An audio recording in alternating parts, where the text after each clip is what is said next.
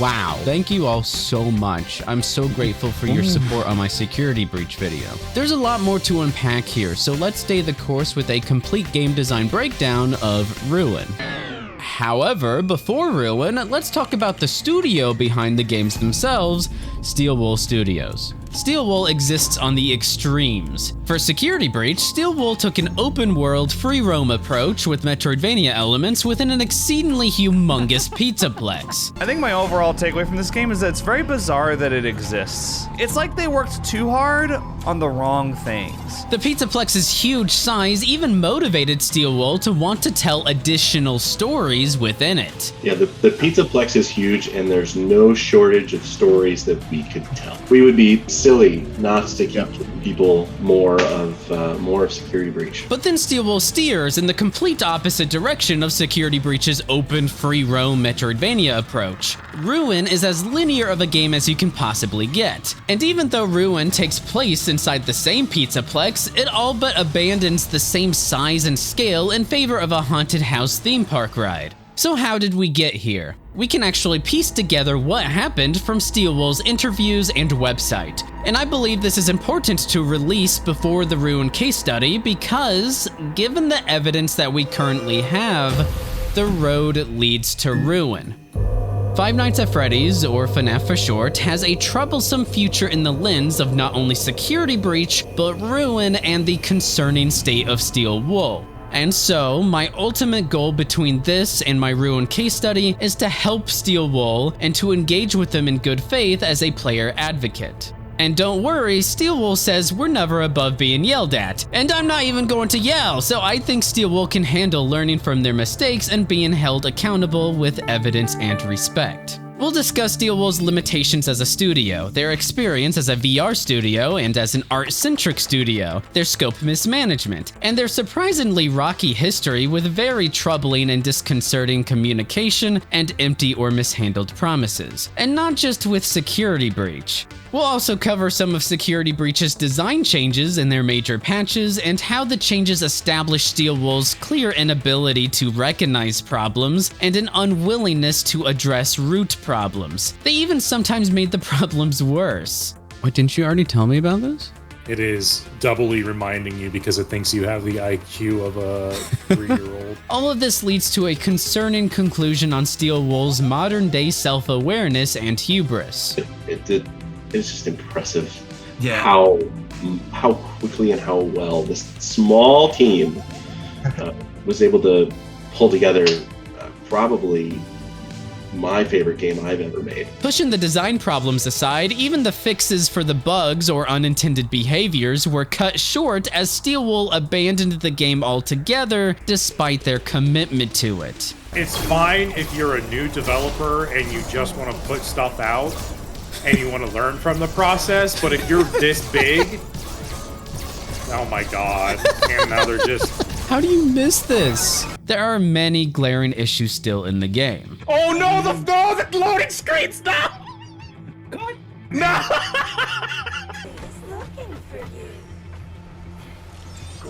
Oh, this is going to be an issue. Okay, let's hope. Okay, oh god.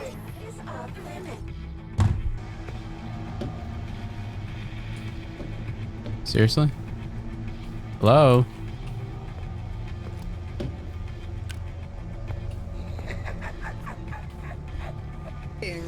Okay, so this one. Wow. Okay, that does every single one flow?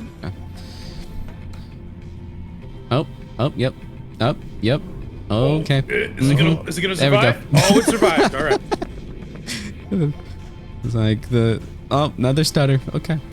Must mean there's some crazy. Oh, you didn't even load that time that you stuttered. Okay. It's okay. Right. Are we good? We good? We're alive? It's okay. Come on. Hit him with a defibrillator. Come on. Okay, yeah, more. It's fine. Distinctly separate events, freezing and actually loading. Yeah. Additionally, we'll go on a trip down memory lane because Steel Wool conveniently forgot what they left behind. If you could change anything about Security Breach, what would you change? It's tough to look backwards? Because then you could change something that somebody fell in love with. Because then you could change something that somebody fell in love with. Because then you could change something that somebody fell in love with. Spawns on top of me, It's and all that over the place. kills I me. don't know what it's trying to go for. I feel like that kind of mystery element is missing from this. I hate Mazer size. I don't like that part of the game. I avoid it at all costs. It is way too confusing. The controls are absolute The garbage. staff bots are the worst part of this game. It is just the same shit over and over again with them. They catch you. Oh, you spawn a Glamrock right behind you. Oh, isn't that funny? Isn't that fucking It's funny? throwing too many animatronics at you at once. They all break all the time. The scares are all over the place. It's not scary at all. I like that they recommend completing Security Breach first for the best narrative experience. Assuming that there was a narrative experience to begin with. That's presuming a lot there, Steel. Or at the very least, just put narrative in the heaviest of quotes. Like, honestly. And having the animatronics walk around like they're Outlast characters and being like, don't run away. And it's just, it doesn't hit the All this same. game is reminding me of is how amazing the other Five Nights at Freddy's games are. Man, I can't wait to never play this again. This place isn't fun to explore. It's not like it's fun to just wander around through the gauntlet of 57 snitch bots every 2 feet. If you could change anything about Security Breach, what would you change? It's tough to look backwards, because then you could change something that somebody fell in love with. No, I'm not sure about that one. I don't know if that checks out. Right. My purpose here isn't to bash Steel Wool and Security Breach. I genuinely hope for a better future, and I'll assist in that goal. During our trip down memory lane, I'll commentate and lay out several key takeaways and lessons from Security Breach's game design, level design, storytelling, and so on. And listen, I understand that there's a certain amount of inherent entertainment value from ragging on games and studios, but I do so out of respect and for a greater purpose. This is constructive criticism to raise awareness for accountability and for the hopeful improvement of the FNaF franchise. No matter who you are, we all want Steel Wool to create awesome games, and so we're all in this together. To support this constructive goal, I'm not a FNaF influencer who coddles Steel Wool like their children, which certainly benefits influencers as glorified PR machines, but disrespecting Steel Wool by coddling them won't help them improve and master their craft. I'm interested in the quality of the games and a bright future for the FNaF franchise. I'm just happy that you're helping them fix their problems. What Because the? I'm sure that they will get fixed after this. Oh my gosh. Oh my gosh. It is a good game, yes?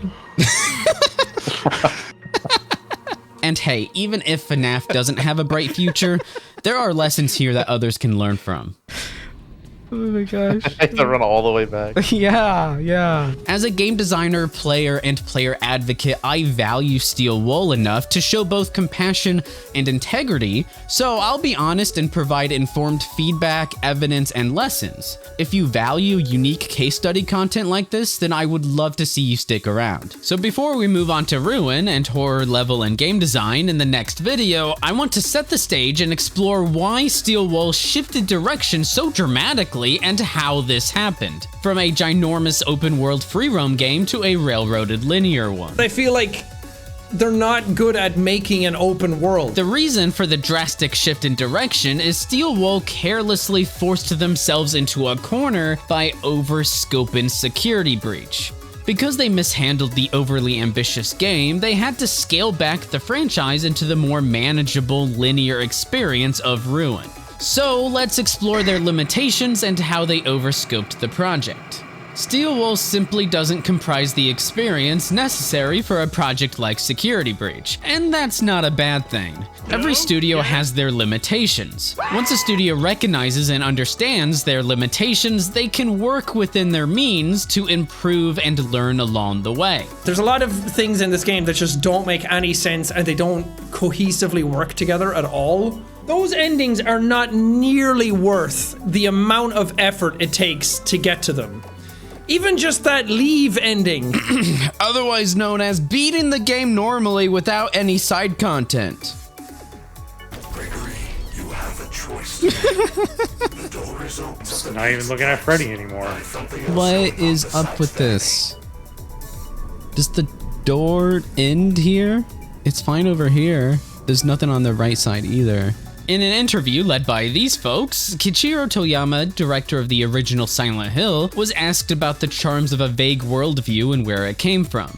I've seen you explain before that you envisioned something close to a nightmare to maintain reality and the consistency of Silent Hill. Toyama clarifies that he was young and didn't really know how a director's job worked, and his team was inexperienced. They decided to use their inexperience to their advantage. They knew their limitations. They figured out where to compromise. Brendan Sinclair published a feature on Salim Dabbas, co-founder and studio director of Co-op. As rank amateurs, Dabbas said they quickly ran into many of the more common mistakes that trip up young teams, like dooming projects by overscoping them right off the bat. Before Gannat got going, they created 10 to 15 prototype games and had 2 projects enter full production that wound up cancelled. We went through those games' mistakes and cancelled productions, but we've managed to take those failures and use them to our advantage to actually grow and find other opportunities. Unfortunately for Steel Wool, the management behind the project did not understand their limitations and inexperience, so they ultimately doomed the project by overscoping it. So what are their limitations and how did it affect Security Breach? Luckily, we can find that information directly from their own website and interviews. On their website, Steelwool consists of game developers and VR enterprise developers whose goal is to advance the state of VR. Therefore, Steelwool's first limitation is that their skill and dedication lies almost exclusively in VR. We work in VR. I mean, VR is, probably one of the areas that we spend the most of our development projects in. Security Breach is not a VR title. We can also look at Steelwool's game catalog and see a history of VR games. Quar Battle for Gate 18 is a turn-based tactics game built from the Quar tabletop gaming system. Quar's level designer had a strong hand in designing and balance testing Battle for Gate 18, which is great to see the collaboration from and dedication to the tabletop system. The game seems to be well received, though as a stepping stone into the new world of VR strategy titles back in 2016. Another caveat is Steelwool promised skirmish and multiplayer modes that were never delivered. Bounce is a physics puzzler and seems to be well received. Battle for the Oasis is a wave-based shooter side project. It's a minigame created for another studio's abandoned Ready Player One game. Mars Odyssey is a measly 20-minute edutainment game for a whopping $10. Oh my gosh, it's $20? I pre-ordered my copy of Mars Odyssey on Amazon months ago for $20, sight unseen. As of this review, it's still not available on the PlayStation Store. Probably for the best. There's very little interactivity in gameplay. It treats education like a textbook in what is supposed to be an interactive medium. It also surprisingly employs false or misleading advertising like Security Breach and Help Wanted did. But at least we're off on our first mission, welding broken parts of the Viking 2 lander. And this doesn't play out at all like the trailer shows us. Instead of picking up parts, reassembling, and repairing the lander, you're simply pointing at the highlighted spots and pulling the trigger. I suppose old habits die hard. The Horus Heresy Betrayal at Koth is another turn-based tactics game, but this time set in the popular Warhammer 40k universe. Supposedly, it had very limited content and depth, then they stopped communicating. The game is no longer available for purchase, and strangely isn't listed on Steelwool's portfolio either, even though it used to be. So clearly Steelwool focuses on VR, but also with a mixed portfolio. There were also both community and content management issues, but we'll come back to that near the end of the video. Despite Steelwool's rocky history, Scott Cawthon, sole creator of the FNaF franchise, saw their VR portfolio and placed the first FNaF VR game in their hands. It shouldn't be a surprise to anyone that the FNaF VR titles are at least better in comparison to Security Breach and Ruin, because Steelwool's development experience lies in VR. However, this is where we enter even more rocky territory. After the first FNaF VR game, Scott trusted a dedicated VR company with a very ambitious and difficult non-VR project. Trusting Steel Wool with a big-name VR project was already risky, but how did Scott think it was a good idea to then toss a non-VR project at them? A massive free roam game that's completely out of the VR studio's wheelhouse. We were able to take this team that, again, was deep in VR and had worked very closely in VR with them, and then try and do this very new, very ambitious thing. Always knew we wanted to do this Pizzaplex, right? And we were talking about that with Scott, and it's like, oh, it'd be fun to do a big game, like a non-VR game, right? You know, and you guys have never done something like that before, right?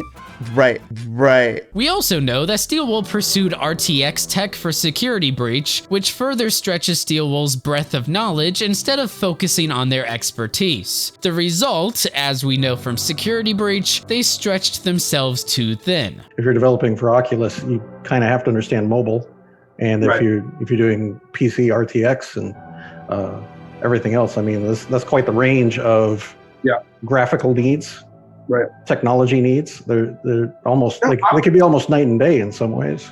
Doing VR development, you have to. I mean, it's one eye looking forward, one eye looking back, right? Because you have to understand how to optimize for like a mobile type device at the same time you're dealing with new technology. It's not. It's not just making something for, a tablet or something like that. Scott could have continued with Steel Wool's VR track record, but instead seems to have branched off into an irresponsible and careless direction for his own franchise. I'm very careful with collaborations because I want to protect the brand. The brand integrity is the most important thing for me. The brand integrity is the most important thing. I'm very careful. You sure? Speaking of being stretched too thin, Steel Wool doesn't solely focus on games, but also enterprise applications, but still with a very specific dedication to VR across the board. They make games for fun, but also for virtual training and virtual therapy. From an Upload VR interview, Steel Wool CEO Andrew Dayton says, "We also have a VR enterprise division that is working on a VR therapy application with a medical technology company." Creative director and co-founder Jason Topolsky said Steel Wool was finishing up VR applications during Security Breach's pre-production, then more people joined in on Security Breach as they became available. We were doing medical stuff at the same time. Okay. And so while we were getting ready in our pre-prod, people were finishing up some VR medical apps and things. So as people came available, then we started building the set and we started building the models and everything. So Steel Wool develops enterprise applications with immersive VR technology, and that's awesome and commendable, but it also suggests, according to Jason, that many of the people behind the games aren't solely dedicated to games as a craft, but rather spread between different mediums, between games and medical training and therapy enterprise applications. I'm not saying this contributed to the problems with the game, but something sure fucked it up. Additionally, VR can become a crutch for horror games. In VR, the player is inherently present and immersed in the experience, so it's relatively easier to create an effective horror experience without understanding horror game design or level design. Being able to go into a room, have somebody with the headset on, and see them practically fall over. Right. There's nothing like it. Chica repair. Somebody's like, I'm not scared of anything. I'm not scared of anything. I'm not scared of anything. And then the roaches came out. They're like, oh, God, no. Right? It's like, and when you're playing in what we call flat, non-VR, it's like, oh, there's roaches on screen. No response from the person. It's so much more personal and frightening in VR than flat. And then you kind of get desensitized. Like, I'm not really scared by anything in flat games anymore because I'm always like, man, in VR, it's just so much freakier. Everything is so much scarier in VR. So in addition to Steel Wool's dedicated VR experience, their mixed portfolio, how they're likely spread too thin between VR and non-VR games and tech stacks, and how they're partially spread between games and applications, I estimate that Steel Wool also became more detached from the fundamentals of horror game design by relying on VR technology. As we learned in my previous video, there's an absence of fundamentals in Security Breach, and now we find that Ruin suffers a similar fate. We'll examine Ruin in the next case study with plenty of evidence to back up my claims and to assist Steel Wool, don't you worry. Okay, so now the circumstances behind Security Breach start to make sense. But there's a second part to Security Breach's downfall and Steelwool's limitations. Besides VR developers, Steelwool comprises veterans of Pixar and Telltale Games. According to Steelwool's website, their co-founders, Andrew Dayton and Jason Topolsky, worked at Pixar for over a decade, working in the world of feature animation production. The other creative director, Evan Lampe, joined right out of art school over 10 years ago as an animator. Notice where their primary experience lies. Evan was an animator for most of his tenure at Steelwool, then picked up game design at some later point. Evan's our other creative director, and he's been one of I want to say one of our original hires. He was an animator, and he was our animation lead for a long time. And then we were working on game designs together. We started Security Breach together. Steelwool's website reinforces their experience even further, but for the entire team. They claim to be a team filled with diverse skill sets of storytellers, technical artists, and experienced filmmakers. From the CEO, Andrew Dayton himself. My background, like you, Richard, I have a technical background. Right. So, I working at Pixar, I was a lighting, 3D modeling artist for 12 years. So Steelwool sort of comes from a very art-centric place, right? That's where our strengths initially were. Andrew then claims that their goal was to really focus on the artistic gameplay. I don't know what that means. Security Breach is not a VR title. It was one of the ideas of doing a game in which we can really focus on the artistic gameplay, really expanding the game, the franchise itself. So without a doubt, Steelwool has an overwhelmingly art-centric visual arts background focused on artistic gameplay for Security Breach. What does this generally mean for games? You can probably guess, but John Wolfe summarizes it well when talking about another popular mascot horror indie series. The game's, and the entire series' biggest strength has always been the art, the visuals, the aesthetics. It's all on point, But, the fact that the game is primarily made from an artist perspective with artist priorities kind of means that everything other than the art is a little bit wanting. In my Security Breach video, we clearly see a possible consequence of a game primarily made from an artist's perspective with artist priorities. Unsurprisingly, the consequence is that the gameplay, game design, level design all sucks. They opted to build a game of huge scale and flourish, but with nothing of substance. Just tedious fetch quests and the most shallow gameplay imaginable.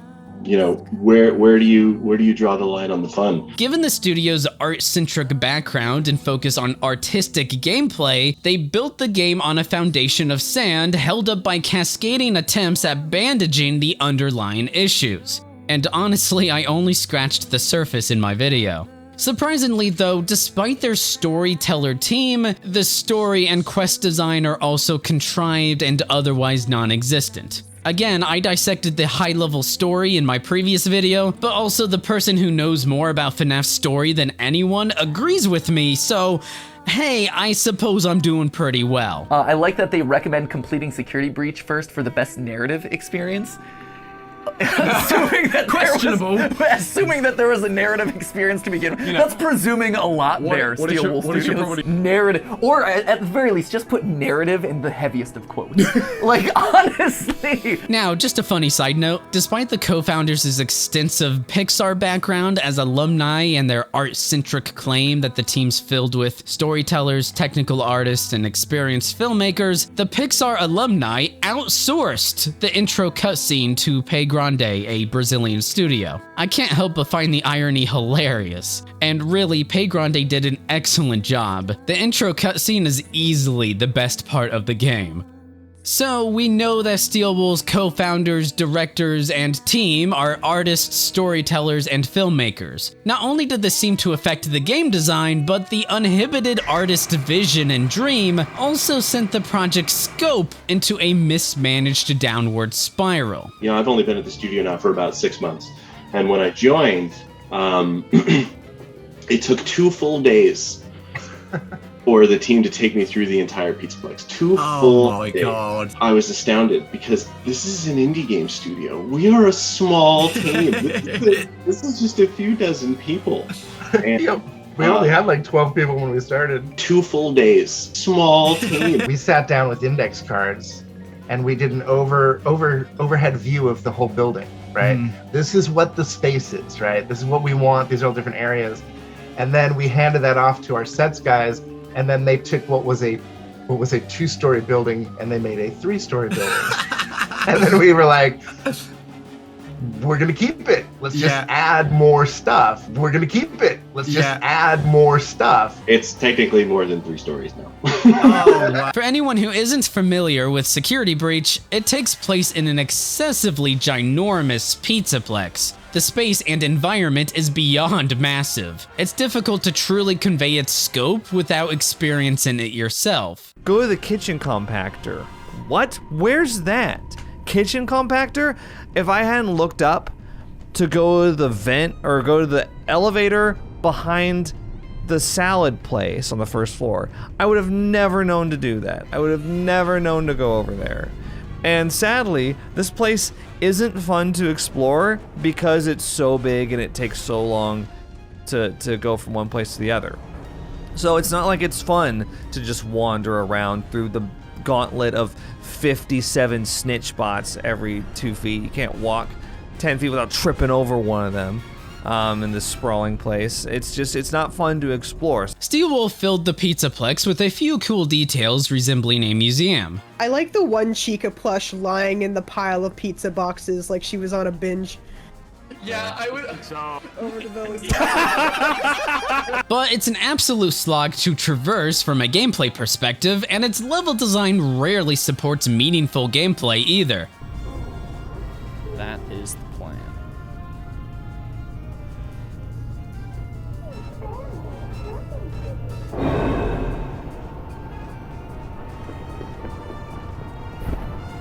Fuck, did Chica see me? Did Chica see me? Am I supposed to go over here? Oh my gosh. Oh my gosh, these security bots have the worst pathing. What is this? You have the Wilhelm scream out of curiosity? I do have the Wilhelm scream. Why? What is this pathing? Oh, the Daker's all the way back over on the lobby. Is this the way to extend your fucking game? Fucking fetch quest that makes me go all through the goddamn fucking Pizzaplex? Is that the way that you're doing this? You will need a dance pass to access the West Arcade. Why are you adding all these extra steps for no reason? I have to go all the way across the map again, across the Atrium to do another thing, just to come back here to drive over Roxy? Oh! The massive Pizzaplex and its uninhibited scope was the culmination of artists converging into a perpetual expansion, stuck in a cyclical delusion like children who see something shiny then create an expansive vision from their imagination. The actual experiences that we've had with theme parks and family fun centers fuel so much of it. The Pizzaplex is a place I want to visit. I want to go there. What do you want it? Well, I want Putt-Putt. 0 controls. Space W E. Everything right else click, has an left overt click, amount of tutorials. middle click.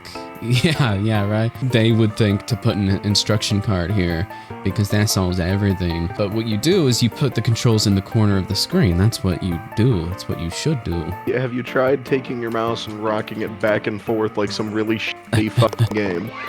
What? Wait, what? Dude, you're so good, man. Holy shit. Whole 3? What do you want it? Well, I want Putt-Putt. I want laser tag. And you want to learn from the process, but if you're this big, oh my god. And now they're just... Well, what if it had a bowling alley too? Whoa, what? I guess they spawn here next to the save station so we can't save? Why would they do that? They used to spawn like in the lanes. And the great thing about these enemies, you don't even need to look at them. Even though that's their entire despawn. Taking all of that and kind of putting it together in one big mega amusement Yeah. Pizzaplex. Oh, bless their hearts for their vision and childlike wonder, but with no one competent in leadership to rein back the project into the reality of managed scope and feature creep, the reality instead became misguided direction and irresponsibility. When it comes to the scale of the space, it's like Brian and I, when we grew up, when we were younger, like the spaces were huge, right? You know, like we had a family fun center that opened in Tacoma. There was a Chuck E. Cheese that opened. It was 2 stories. It was one of the things they're always talking about was like this Tacoma, Washington ones. Like they were big. They had multiple rooms, multiple stages, like they were enormous. So what if someday we do that, get into something bigger, right? And then we were like, we're going to keep it. Let's just add more stuff. How would you compare the game now versus the game in its original scope? And how yeah, you're already smirking. How big has it changed? Yeah. 10x? Yeah. 10x? 10 times as big. Oh, 10x? Incredible. Impressive. Small team. In fact, Steelwool laser focused so hard on the Pizzaplex and their environments that it seems like they later scrambled to turn it into a game. Let's compare the before and after of the Atrium. Here's the Atrium only 4 months before the game was released. The setup looks great. The tables' orientation means that every seated guest can see the stage. Here's the Atrium on release. In what I can only explain as a bout of insanity, Steelwool rotated the tables so that half of the guests' backs face the stage so they can't even see the performance. And then Steelwool hilariously splatter photo booths everywhere. For those unaware, the player can hide from the threats in photo booths. Here, the photo booths are haphazardly placed and look atrocious in the environment. These hiding places were added seemingly at the last minute when Steelwool realized that placing 4 roaming threats with infinite spotting range in a wide open space maybe wasn't such a great idea. Additionally, Steelwool places a bunch of security barriers into the Atrium at random points in the game because they realized that the Atrium needed some sort of structure and guidance. Basically, oh no, we built this massive wide open Atrium, how do we make sure players don't become frustratingly lost in it? And so, in Security Breach fashion, they plop in some barriers when it's convenient for them, then they don't explain them narratively. The barriers just appear at random points throughout the game. And maybe Vanessa's moving them around throughout the night, but she's the only security guard in this entire Pizzaplex, so good luck handling that. Also, she's moving them into arbitrary places at arbitrary times, since she has no idea what our goals are at any given point. Heck, even the player wanders aimlessly most of the time, and besides, we could just, I don't know, move the barriers? By the way, it's a requirement in games to avoid narrative contrivances, and we should especially expect more from a team of storytellers. Oh my gosh. That's sad. Oh, that's so funny. That's just sad. Anyway, let's look at yet another example of how the Atrium was built from an artist's dream without gameplay consideration. The Atrium's Showtime mission. It's difficult to explain the extent of the tedium, so I'll be your tour guide. So, in the Atrium Showtime mission, we must run from the stage on the far side of the first floor to the third floor's Showtime booth. However, after building this massive space, Steelwool realized that the player can just tediously run across the way too big first floor. Alright fellas, you're stuck with me. I gotta somehow show how big this area is, right? 3 floors? Just to traverse, gotta stop for traffic. Just to traverse the first floor from one end to the other. You gotta deal with an ill-conceived stamina system. You'll have to follow the channel to learn more about what makes a stamina system good or bad.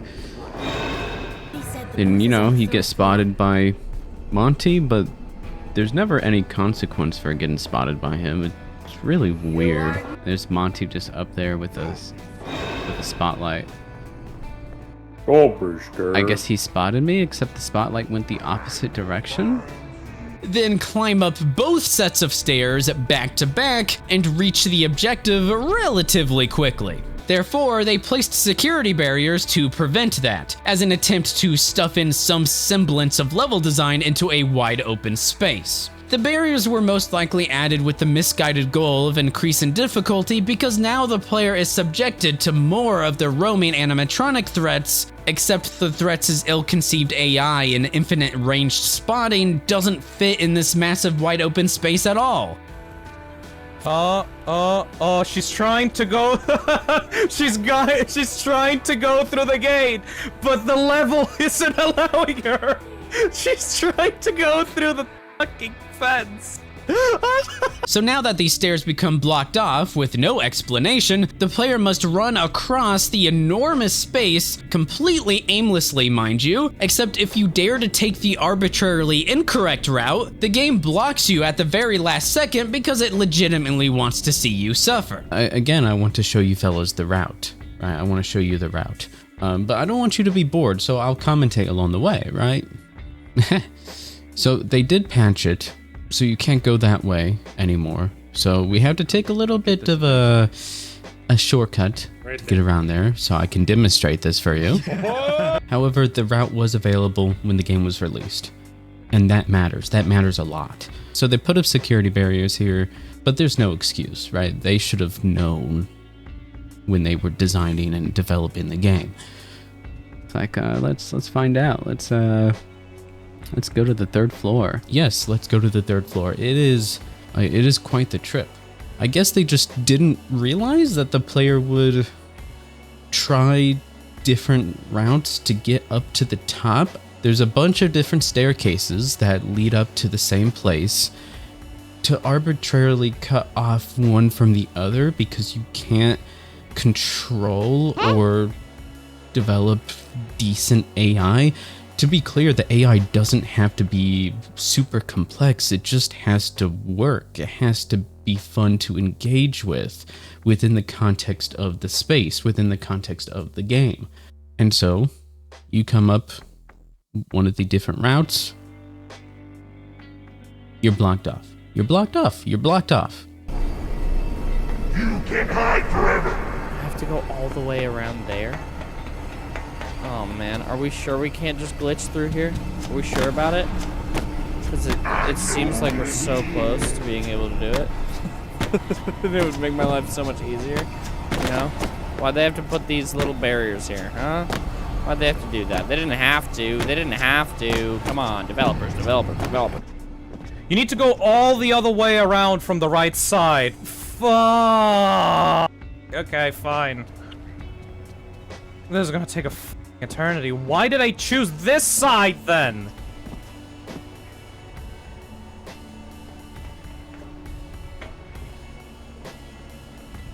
Imagine defending this game in any capacity. If you get blocked, you must tediously run to the opposite side. I guess I have to go from the right side.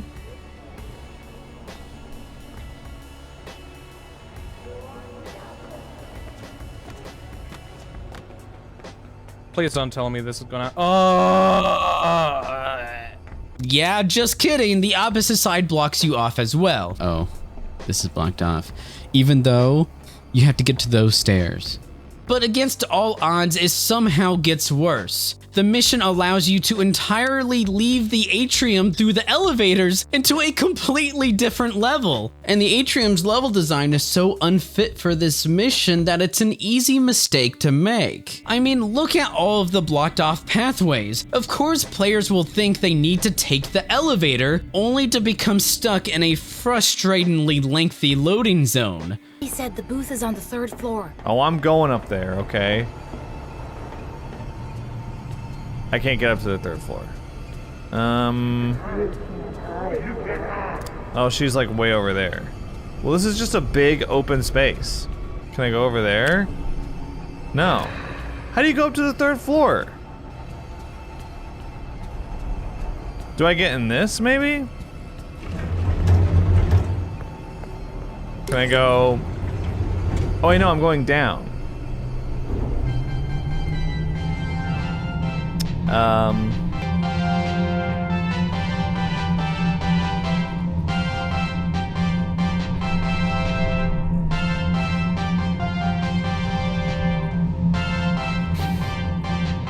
Let me out of this thing, please. Please. Okay.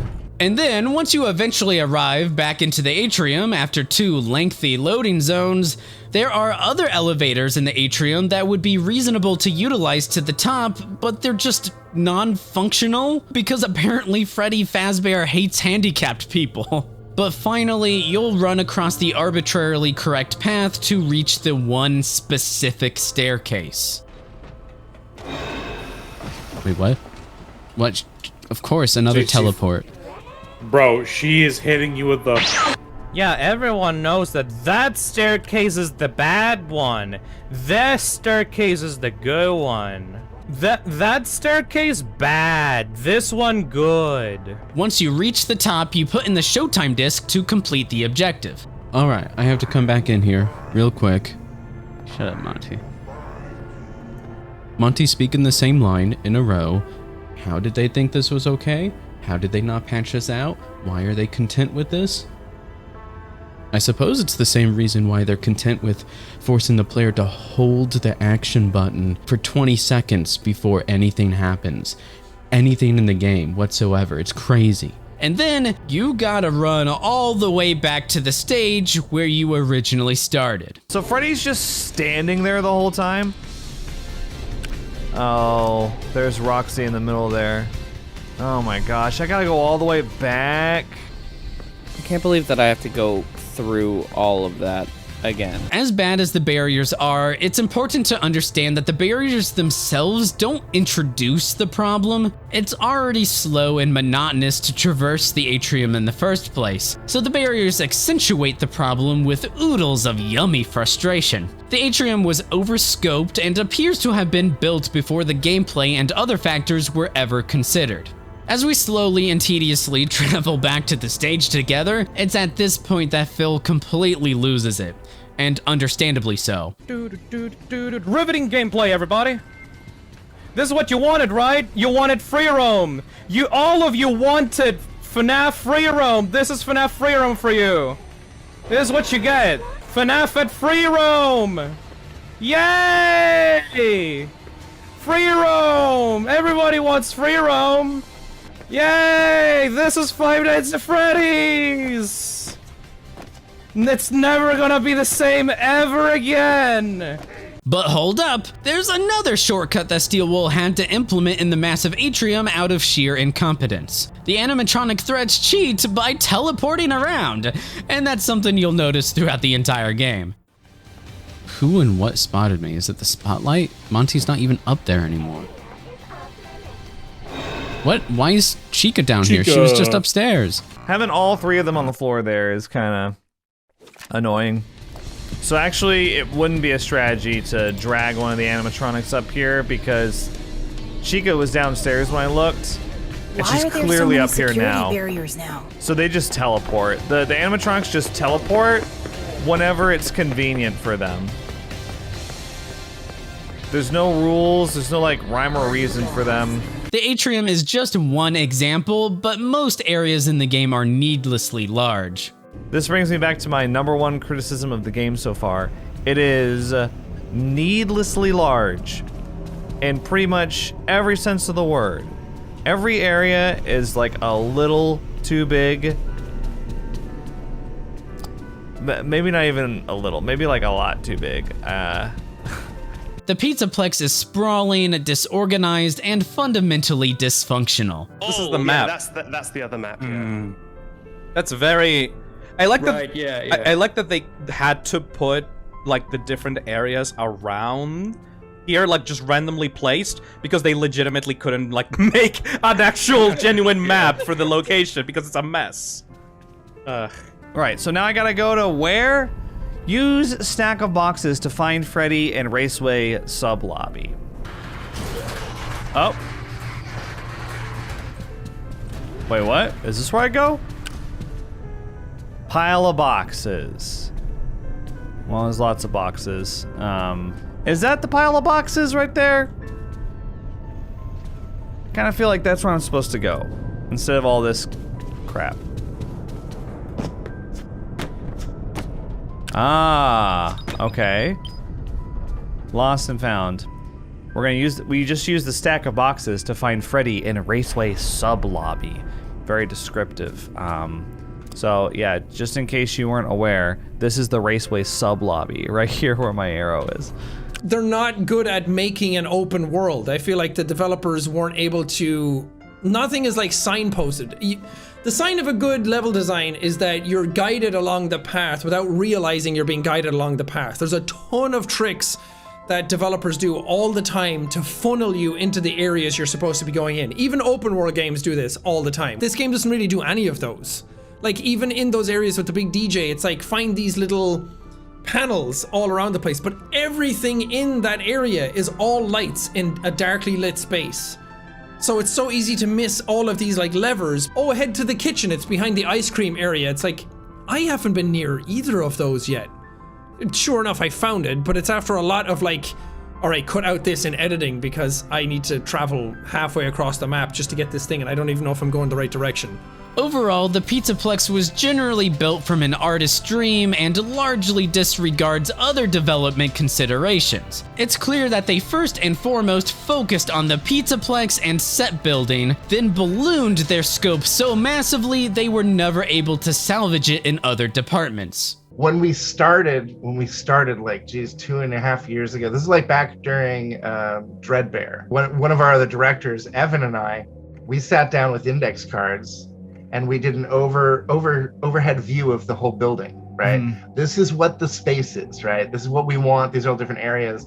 And then we handed that off to our sets guys. And look, I don't want to harp on the people in the trenches too much, even if their set guys were the ones who set off this chain reaction of mismanaged scope, according to co-founder Jason. And then we handed that off to our sets guys, and then they took what was a 2-story building and they made a 3-story building. Even then, it ultimately comes down to the leadership and management of the project, the directors and producers.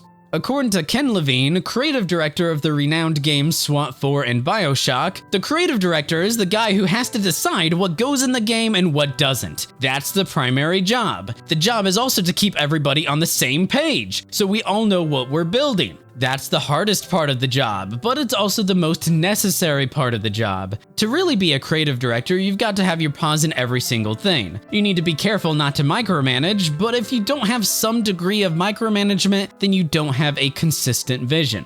Glenn Schofield, executive producer of Dead Space, speaks on how quality is the goal and how it's his responsibility to lead his team to what quality is and to encourage their talents. Focusing on quality is the key. That is everything in making a game. Having an overarching desire to make something great and to have quality be your number one thing is the biggest lesson. You will hear people talk about it, and if you really get down to like how do you do quality, start at the very, very beginning of it, and that is the people that you hire. I don't need everybody to know exactly what the highest quality is. I just know that I just need most of the people to be capable of it. Then you have to realize, I realize that not everybody's an art director, not everybody's a director. They are who they are. And so if an animator is good, then it's actually my job to push them to what quality is. And have people who can do that, because not everybody can see. But I can tell you one thing, when you do get them there, all of a sudden they've risen another layer and they've gotten more confidence again. They're confident in like my abilities to go further than I was before. And if you can get a team feeling like that, right, and you get them going, you know, by your 3rd year into making a game, you've got something special. When great leaders manage a project, there's an increased likelihood of releasing a complete product rather than a broken, unplayable mess with crap systems, mechanics, and story. So we're finishing the game, we're working on the game. This came into every single deadline that happened with Dead Space, was if you're not done, then we have to look at it and see if we're going to approve to go longer, because we wanted to make sure we had enough time at the end of the game to polish it, which is key. And so even when we hit alpha, we just put down, you know, a hard line in the sand, and if you weren't done with a level or something, and we of course knew what was coming in, what we were rushing to get stuff done, but if it wasn't quality, we weren't going to put it in the game. If it wasn't quality, we weren't going to put it in the game. We did that throughout the game. Matter of fact, we shipped the game 2 weeks early, because we had gotten all our bugs. We had gotten all the way down to C bugs. I know some people are going to say, well, I found some bugs in it, but I'm telling you, that was a clean game. We even got a letter from Sony that said, one of the cleanest games of this generation. So we're quite proud of that. So I hope it's clear not just how crucial good management and leadership is to a project, but also the importance of integrity. Across every industry imaginable, if you care about your reputation, then you don't sell a low-quality product.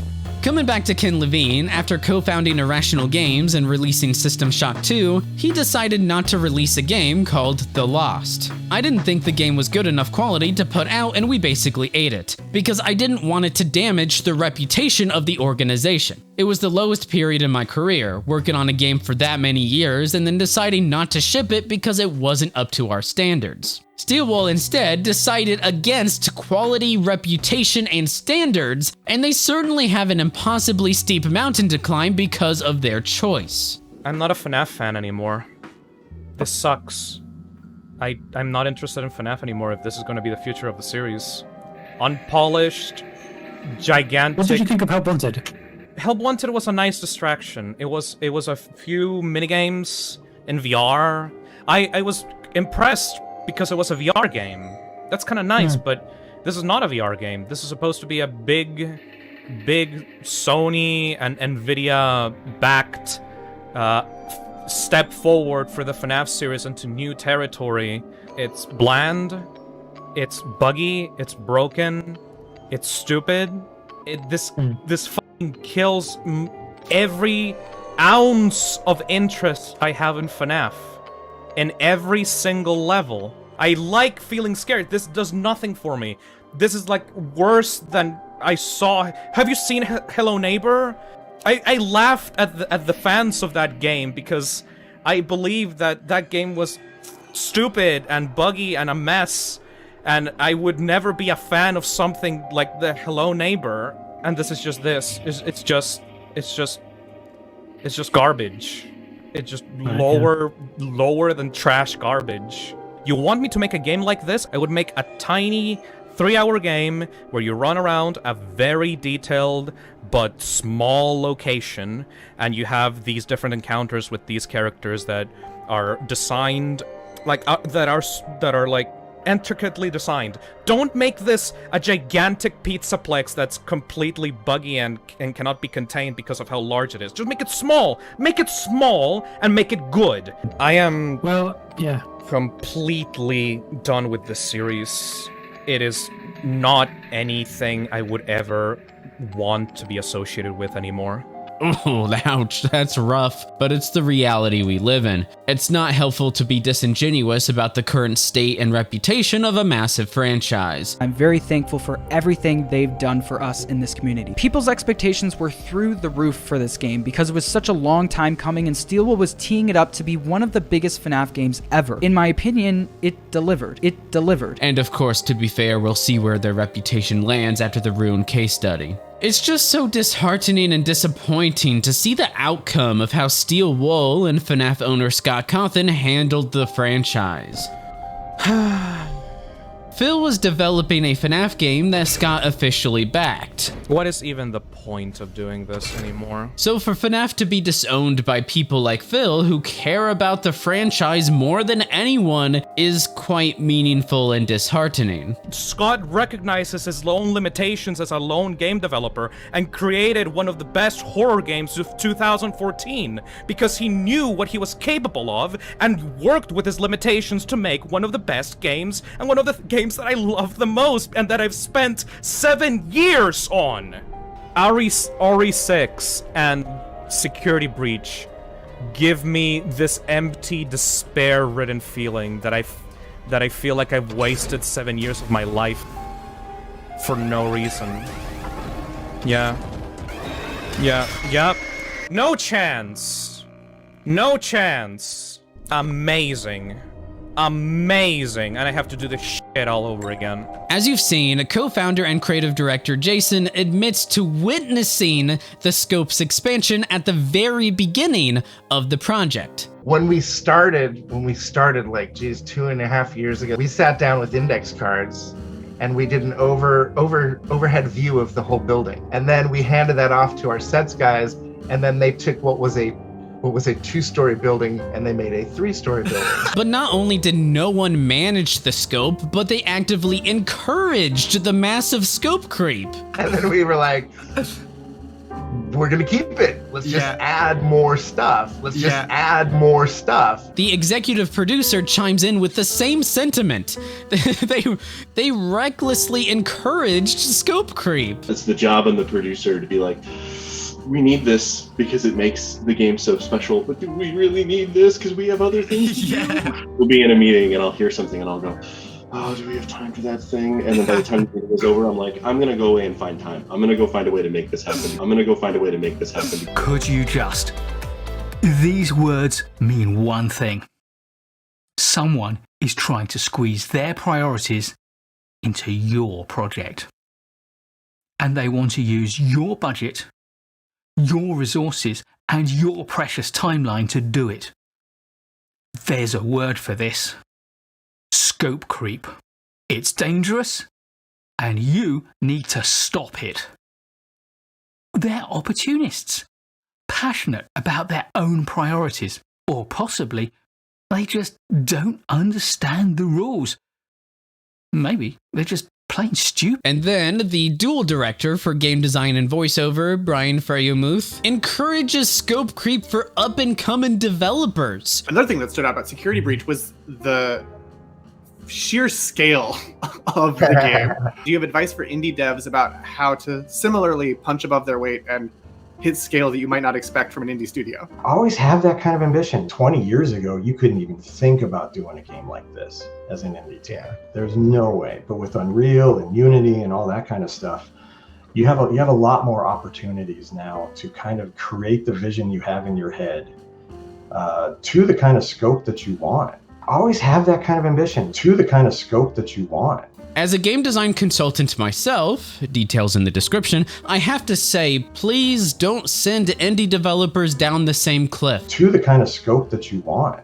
According to Tim Willits, Chief Creative Officer of Saber Interactive, renowned for World War Z, SnowRunner, and Space Marine 2, AAA developers are tending to overscope their games, which in turn means they fail to do any one thing brilliantly. For Space Marine 2, they made sure to nail the core combat and kept a handle on the scope of the game. So much so that some have praised it for rekindling memories of the Xbox 360 era of action games. And then we adhere to our core pillars, and a lot of teams throughout development will overscope games. They look at some other game that just came out and say, oh, we gotta do that, let's add this, we got to do this, and they lose focus on the core, what actually makes the game fun.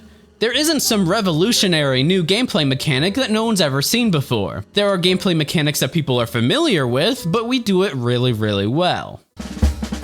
Oh, but did I mention Steel Wool's history of scope creep? That's right. Perhaps Steel Wool became emboldened by their scope creep from their first FNaF project, the VR title Help Wanted. Help Wanted began as, hey, let's make the first game. Let's just make Five Nights. And then we did. What if we also did part 2? And what if we also added the part 3? And hey, what if, hey, Scott, could we do this for me? And what if we did this in such a location? Or what if we threw this in? And what if we did this? And it just became this kind of ballooning, like, wouldn't it be cool if, right? And we got to pick like so many things that we thought would be fantastic in VR. It really came up. It really came up because we didn't want to stop. We didn't want to stop making them. You know, it sounds like the most positive form of scope creep I've ever heard of. Oh, it was absolutely scope creep. The whole thing was scope creep. And it's quite clear that their admitted scope creep affected the game to some degree. Half of the animatronics are missing in their FNaF 2 and 3 recreations. The FNaF 4 inspired levels don't contain most of the FNaF 4 threats. Roughly half are from sister location instead, and FNaF 1 no longer holds the iconic Golden Freddy. Steel Wool later updated the game with a new standalone level for the missing FNaF 2 animatronic threats, but there's no reason for one of FNaF 2's main features to be missing from the VR recreation's main levels unless the scope creep bit them in the butt. There's no other believable explanation. Overall, there's honestly no other way to put it. Steelwall is a self-proclaimed art-centric team who far exceeded a reasonable project scope and forgot they were building a game because they're artists with artist priorities and ideals stuck in a studio with art-centric directors and a CEO whose goal was artistic gameplay. And when we lump in everything else we know about their pedigree, of course Security Breach was going to be a mess. Literally anyone could have seen that coming from a mile away. Listen, this is not a simple case of, oh, we didn't know and now we've learned our lesson. No, both Steelwall and Scott Cawthon mixed chocolate, pickles, hot sauce, and nail polish remover into a pot, watched as the ingredients caught not just the pot but the entire kitchen on fire. Then they stood in the kitchen and thought, yeah, this dish will be fantastic. 10x? Oh, it's incredible. It's just impressive. My favorite game I've ever made. Incredible, incredible game. And then they watched the building burn to the ground, thinking, I am very, very proud of this dish, and I wouldn't change anything about this dish. And I really feel like I got lucky, because whereas I probably could have accidentally ended up with a botched dish, I didn't. Believe it or not, these derive from actual Steelwall and Scott Cawthon quotes, but I'm getting ahead of myself. And hey, I get it. Steelwall harbors passion and love for the franchise. I would argue that passion is extremely important in the creation of any medium. And of course, I respect that passion immensely. Passion is why I create high-quality game design case studies and why I consult indie games. If it wasn't for y'all, we wouldn't be able to do the thing that we love to do more than anything else. It's your passion, it's what you love. And so being able to give that feeling that we all feel every day with the things we love, being able to give that to the community is immensely rewarding. Look at this, Kane, look at this. Look at this gigantic area. No shit they had passion for this. Are you kidding me? Of course they had. They just didn't have a brain. You need to have heart to make a game, but you need to have brain to understand how to do shit correctly. Otherwise, you can have as much passion as you want and you can make a piece of shit game that nobody's going to like or can even play. Just because you have passion and love for this franchise, it's not gonna result automatically in a quality product. You need to be smart about what you're doing and recognize that you're not capable of creating this. At least for now. You should have made this smaller. You should have kept humble. In a GamesBeat interview, Sam Lake, creative director at Remedy Entertainment, speaks on humility and limitations. More and more I've come to think of it from the perspective of, you dream of this writer's paradise where everyone sees that you're the man and this is the important stuff you're creating here. You have all the resources that you need. But more and more I feel like that's an awful trap. It will be better if you have limitations, if people are questioning you. The worst possible curse, I feel, is that you end up being put on a pedestal. You're the genius. You create brilliant stuff. Go and create it. Then the only thing that will come out of that is something horrible. I feel like it's took FNaF to a new level. It really has. And I don't know where FNaF would be right now without you guys, honestly. You've done a really good job. You're not capable of making this game. And the entire development went to shit after you decided to expand it 10 times the size that you originally thought it was going to be. You should have kept humble. Now, we reach the third part of Security Breach's downfall and Steelwall's limitations, and arguably the troublesome future of Steelwall. Although, listen, Scott handed them the silver spoon that is the FNaF franchise. We all know they aren't going anywhere. But this should seriously concern you because of Steelwall's attitude and the way they handle communication and accountability. And that'll also lead us into the design changes they've released in updates, a trip down memory lane, and lastly, the studio's past games.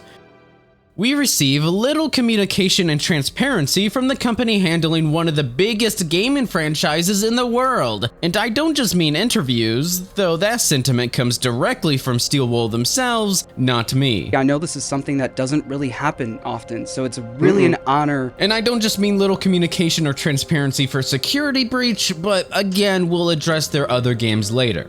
First, I want to set the stage. Let's establish how Steelwool generally handled Security Breach's troubled launch. I think this Reddit post explains the predicament quite well. I'm really just frightened by how Security Breach has been treated by Steelwool after the launch. Large chunks of content clearly missing, thousands of bugs, and a lot of false promises. And how did Steelwool handle it? They put out 2 minuscule patches that barely did anything and didn't update the game for what was almost 3 months. And did the patch fix enough? No, not really. We got an inconsequential file size reduction after that, but ever since it's been radio silence. No word on why the game didn't even closely resemble the scale of the trailers, just empty promises and some vague hints towards a DLC that does nothing to address the problems that aren't just the bugs.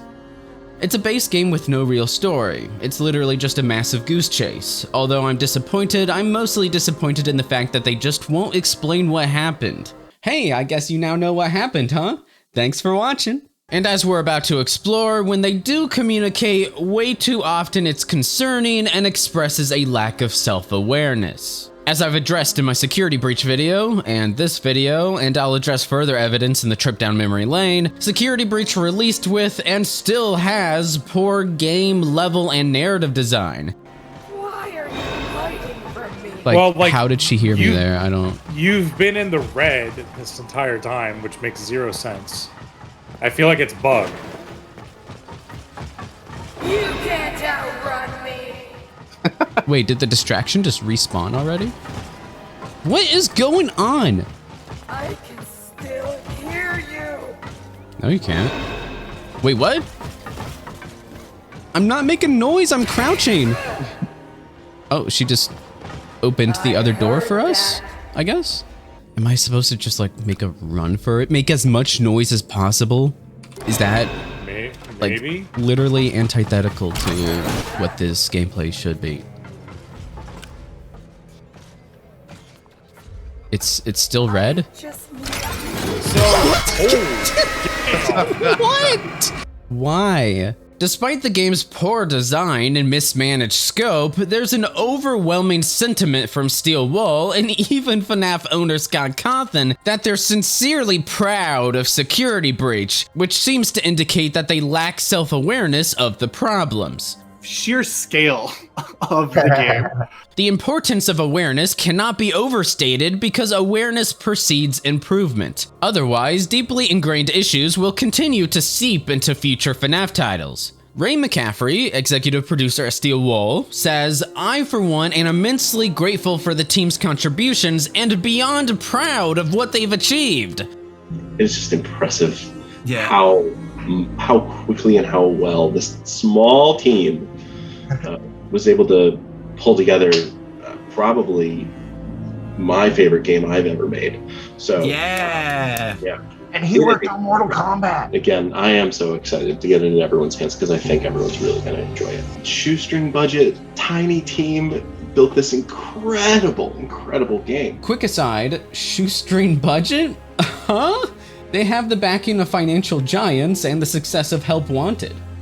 Ray continues his confidence. Leading up to launch, we've made thousands of balance changes and bug fixes. In order to accomplish that, the team pushed itself to the absolute limit. I think that once you all start playing the game, you will agree they've earned a break for the holidays. First of all, crunch culture is a serious issue in the games industry, and Steelwool is no exception, so we could criticize Steelwool for that as well. This comment from the CEO, Andrew, is one disturbing long-term consequence of crunch, since family is more important than work. There are also Glassdoor reviews that confirm Steelwool's crunch culture claims. Please pause the video if you want to read them. Secondly, Ray's statement again exudes confidence that the game is great and of quality. That was all pre-launch. Post-launch, Steelwool CEO Andrew Dayton expressed the same hubris and lack of self-awareness. "I am very, very proud of the game as I think it is such a great new addition to FNaF. And this team loves this game." There's more disconcerting communication in his message, but we'll come back to it. Steelwool's Brian Ferrymuth, both the game design director and voiceover director, claims that the game supports chills, inferring that it's scary. This could be meaningless marketing speak, but nonetheless it's tone deaf because it's no secret that Security Breach isn't scary. This game is weird It's not scary in the slightest. It's just, it's very strange. It's very bizarre. Shh.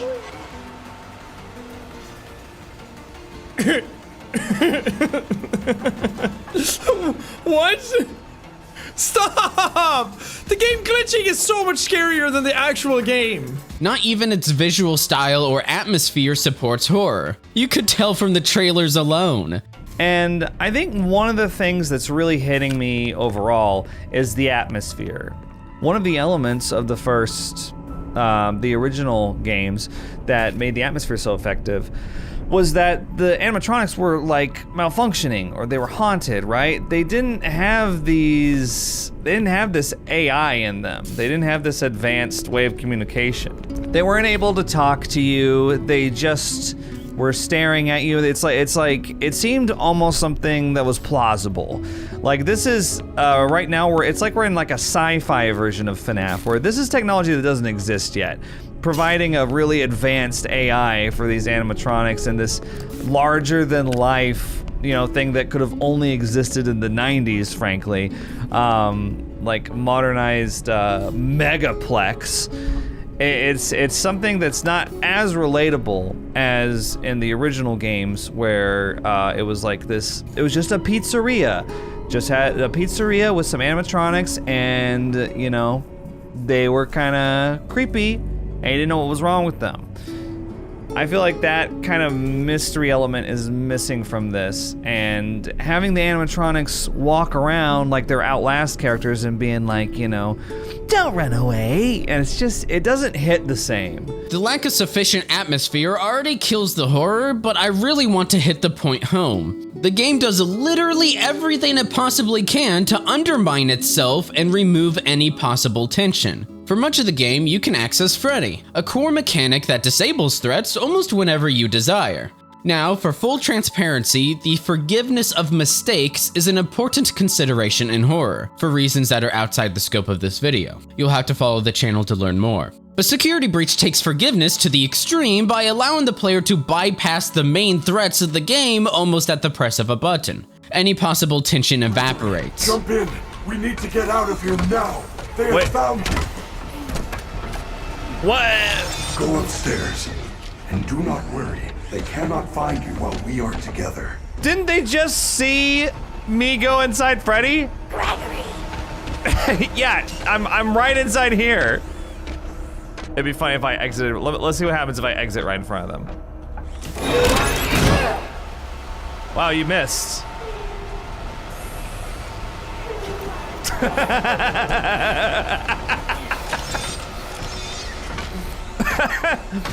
just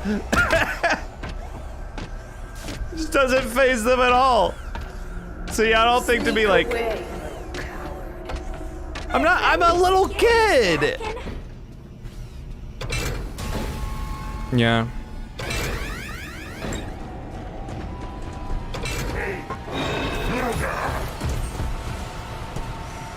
Thank you, Monty. You may go now. Yeah. Although Freddy's pathfinding isn't great. Freddy, where are you? Freddy? Freddy! Freddy? Hurry up, Freddy! No, here! Where are you going? Freddy, are you serious? Freddy, not there! Oh my god. Oh my god. Are you kidding me? Freddy? Freddy. Freddy! I'm gonna have to do it again. I'm gonna have to go through this bullshit again. Any disconnect between the player's intent and the expected result produces an equivalent or greater disconnect between the player and the game. Alas, best case scenario, the disconnect and frustration instantly dispels any tension or atmosphere. Then the game equips you with another tool that disables most threats. So again, players grow complacent of the inconsequential threats, leaving players at a constant zero tension. Well, that is, if the tools work. What the? That laser is not going where But even disregarding the tools, the trash AI and systems such as teleporting don't support tension or atmosphere in the first place, only frustration. Okay, you are too much. I'm just looking around if there's any, like, secrets or something. But there doesn't seem to be, so I'm out of here. Whoa, hey, where'd you come from? That doesn't make any sense. Please don't teleport in front of me. A lesser known problem is that when we utilize the camera system while hiding, we get a fairly clear and consistent view of the threats, and that familiarity and predictability also undermines horror, but I'll detail why in the Ruin case study. It's quite different from how previous FNaF games handled cameras. That was so laggy, oh my god. Additionally, the game's overall quest design also prevents horror and player engagement from its bland fetch quests. It will take you to the rehearsal room on the other side of the building. Look for a backstage pass, then find a way to turn on the lift. We've got way too many errands to run in this game. We gotta get a what now? A backstage pass? How many passes do I need? I understand the idea is like that they're milking every last dollar out of people, you know, like you need a VIP pass, you need a backstage pass, you need a prize pass, you need a this. But as far as playing that in a game goes, you gotta be fucking kidding me that this is what the game actually wants out of me. Like really, I have to backtrack all over the place just to get a fucking key card. There is a staff repair station in the West Arcade.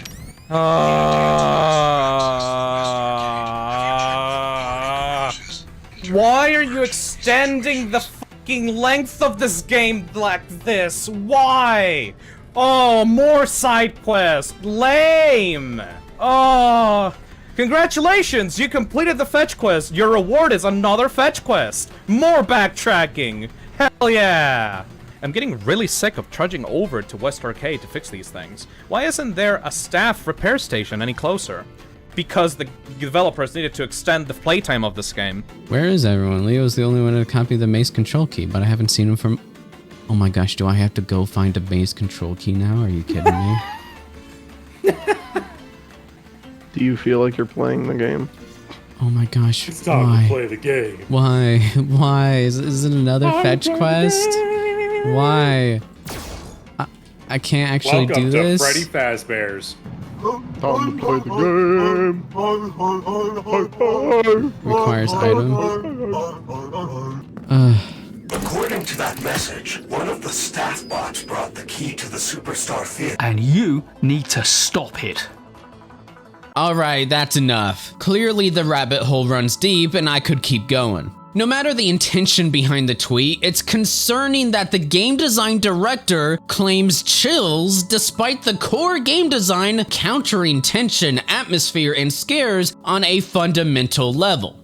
And even if his statement is simply meager and innocuous, there's an underlying current that he's not taken the lessons learned from the game seriously enough. I think that's a concern worth bearing in mind. I'll bring more evidence to the table as well when we get to how Brian and team handled some of the design updates.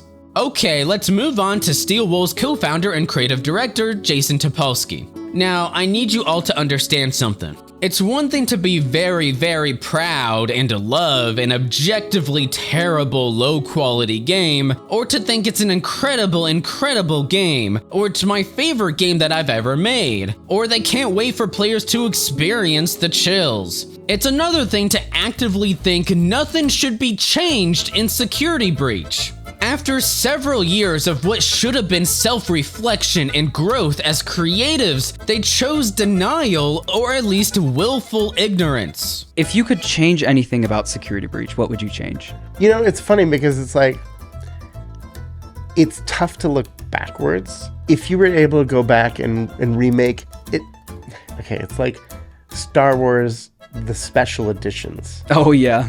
You know, the story there being, oh, George wanted different effects. George wanted these things to look different. Mm-hmm. And so he went and did a pass on the first 3 movies, but there was so much stuff that got added where it didn't feel like Star Wars anymore. Yeah, so it's hard to look back, you know? Yeah. Yeah, I understand. Because then you could change something that somebody fell in love with. So, upper management shares the same sentiment and just aren't aware or are in denial of the underlying issues. And of course, I want to clarify again that I'm not simply talking about the bugs. I'm talking about their opinions on the game on a fundamental level. The studio's leadership across the board have not provided a different opinion since their comments, but rather have carried over their hubris and lack of awareness into Ruin. We've created DLC that's far more dark, dreadful, and ominous than the base game. It's claustrophobic and littered with ambiance. Our Ruin trailer only showed off a small fraction of the fun, and words won't do the rest justice. The big thing that we're trying to do is kind of lean into kind of the sense of dread more. That some of the, like the Endo warehouse, like the daycare, we're trying to lean a little bit more into that in the experience that we're making for the DLC, which has been really kind of cool to kind of go in that direction. Yeah. You know, this last one they did, Ruin, I thought it was just so much fun. And I think that might be one of the, I think that might be my favorite thing that they've made was Ruin. Well, I can tell you that we were focusing on dread and we really nailed it. Steel Wool or Scott also had the confidence to send Ruin to Fisnum on release. I wasn't actually gonna play this, but then I got an email from a certain someone. Fisnum is a knowledgeable developer who's refreshingly honest and critical of FNaF because he also genuinely desires to help Steel Wool improve and has even offered assistance in the past. I will literally test this game out for free for you if you just let me help, because like I want this to be better. I really want this to be better. I'm being 100% fair right now. I'm not gonna like shit on this game just because I dislike the original game. I'm gonna try to be fair, you know? I commend Steel Wool or Scott for being brave enough to reach out to him. And they told me, dude, play it. You should give it a chance. Though, again, there's a very stark contrast between their confidence or awareness and the end product. It's been years since Security Breach released, and some of the same issues persist in Ruin along with a bunch of brand new issues. Is this game just gonna be walking around, like seeing set pieces? Like, I've just been walking around for a while, not really sure what the gameplay is. Now, I know this isn't the Ruin case study, but I bring up Ruin here to establish how nothing has really changed with Steel Wool's strange, mismatched self-awareness as of yet. So the evidence overwhelmingly suggests that no one seems to be aware or willing to learn about game design or adjacent fields. And I genuinely hope they prove me wrong as they move forward. However, since this isn't the Ruin case study, you don't have to take my word for Ruin in particular. I encourage you to wait until my Ruin case study because we'll dissect Ruin's dread and design in great detail, don't you worry. Let me drink it. Again, our goal is to provide as much constructive feedback as possible rooted in evidence-based game design so we can hopefully see improvement. And I'll be fair and commend Steel Wool's great ideas along the way. Though, I have even worse news for you all. Even almost 3 years post-launch, the original creator of FNaF himself also unabashedly sports self-awareness issues or is in straight-up denial. You know, there are stories all over the internet available about just games that went completely wrong because of games being mismanaged in the hands of, you know, development companies. But I really got lucky. For that reason, I really feel like I got lucky because whereas I probably could have accidentally ended up with a company that did botch something, I didn't. Ended up with a company that did botch something, I didn't. I think I really honestly believe that I landed with the best, just one of the best development companies. They've done a really great job. Games that went completely wrong, games being mismanaged, the best. Great job. I really got lucky. Overall, it's clear how both Steel Wool and Scott view Security Breach to this very day, and it's extremely concerning. Without significant attitude adjustments, FNaF cannot recover. Dude, now that I'm watching you play this game, because when this game first came out, I watched a YouTuber play it through, and right, they edit out all the bad parts, right? Yeah, it did not seem as bad as like you were making it out to be. And now that I'm watching just unedited gameplay of you playing this and seeing and you showing me the things, that it's bad. Like this game is lazy. What about Steelwool's communication on the game's bugs and soft locks? The hell is happening? What? Prior to release, Steelwool expected early patching. Andrew explained, "We knew there would be a lot of patching when we released. We even got a letter from Sony that said, one of the cleanest games of this generation. So we're quite proud of that. We even got a letter from Sony that said, one of the buggiest games of this generation. So we're quite proud of that."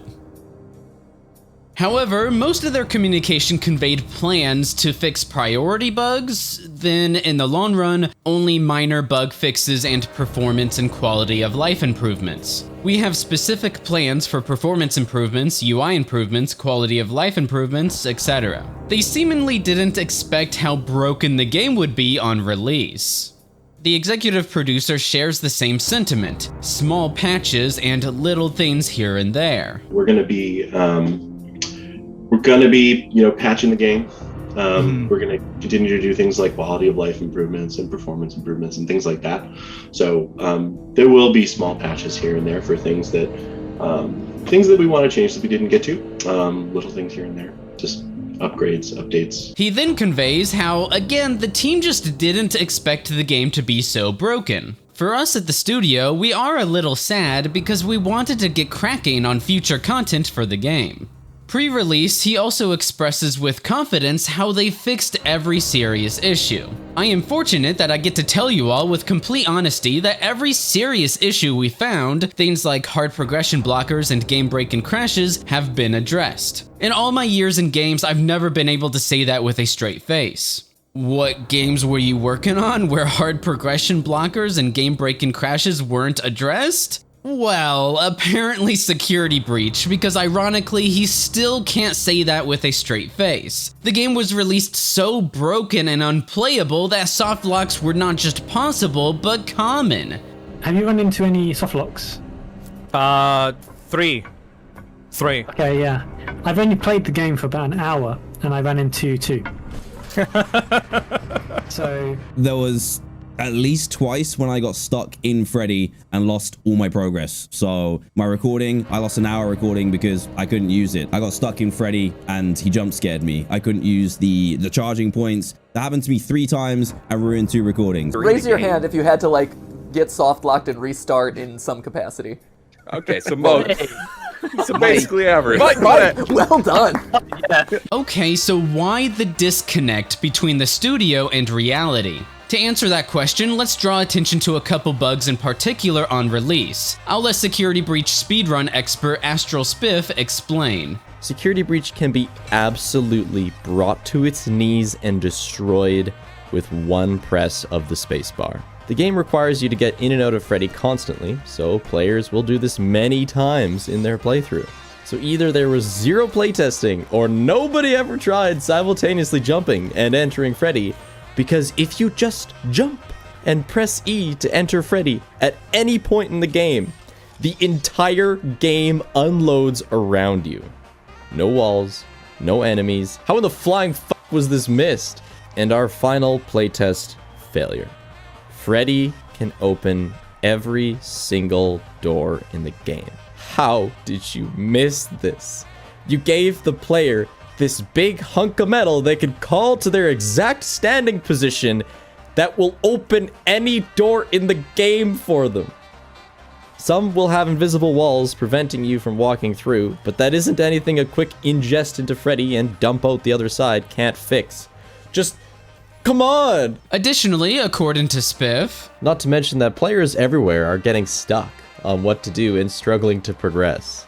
We have found that it's been easier to find skips that break the game than it is to play the game casually. I don't know if part of that feeling of disjointment is because I think I broke sequence in this part, but like, that's not my fault. I just kind of was guessing what to do, you know, or based off the information that I had. Now, I can tell you with certainty, Spiff's observation derives from failed level design and quest design, as well as a clear lack of meaningful external playtesting. Regardless, obviously the game shouldn't be that easy to break in the first place. Whether the player enters Freddy from below, from the side, from the other side, or from jumping, the result is deterministic. It's the same outcome. Even if Gregory became stuck in some kind of jumping state, I sincerely dread uncovering how it was possible for the entire game to unload. Perhaps when the player jumps, the game thinks the player doesn't exist anymore, so it unloads. What the actual fuck happened? But unloading the environment is not the only red flag. According to the executive producer, some bugs you found might bring a few of our devs to the brink of madness because we're positive we fixed them. Yet, there they are. So now we're starting to see how volatile the underbelly of the game's development likely is. Speaking from experience, there's a reason why in the software world, so much effort and emphasis is placed on not just building the software, but its design and architecture. The only reasonable explanation for the disconnect between the company's confidence and the reality of its broken state is if the game was built out of sticks and glue from the beginning, so the game became wildly unpredictable, volatile, and unwieldy. Bad coding practices, bad project structure, inexperience, which we've already discussed, but more importantly, not enough time and expertise to learn and make sure they're doing right by the project, which is another failure of management and not the VR team who was stuck in a non-VR project. I just want to be clear that inexperience is not a negative but an opportunity to express capabilities, which the directors and producers behind the game clearly didn't account for. The game's underlying volatility and mismanagement would explain how they weren't privy to just how broken the game truly was. Although the lack of meaningful playtesting from players outside Steel Wool also contributed, but the consequences of no or little external playtesting extends far beyond bugs. Not to mention that players everywhere are getting stuck on what to do and struggling to progress. And I feel obligated to loop the Mismanaged Scope back into this because we can't really talk about the technical issues and playtesting and such without recognizing the core overscoped project issue. Anyway, moving on. Surprisingly, there's so much more disconcerting communication and self-awareness left for us to talk about. A year and a half post-release, the studio declares we are generally content with the game as it currently stands, after only 2 major patches and without sufficiently addressing the design itself. Instead of keeping their promises to stick with Security Breach for the long haul, they opted for Abandonment. I'll bring up a few design changes from their patches, then I'll address the bug fixes that they're content with. First, a few design changes. As you'll see, Steel Wool's tone-deaf lack of awareness and inability to dissect the underbelly of their issues and design is extremely concerning. In the daycare attendant commonly became stuck. Oh, there you are. Okay, are you currently sprinting at me as if you're gonna kill me? Because it doesn't seem to be working. And still does. Is he stuck? It looks like he is. Ah, man.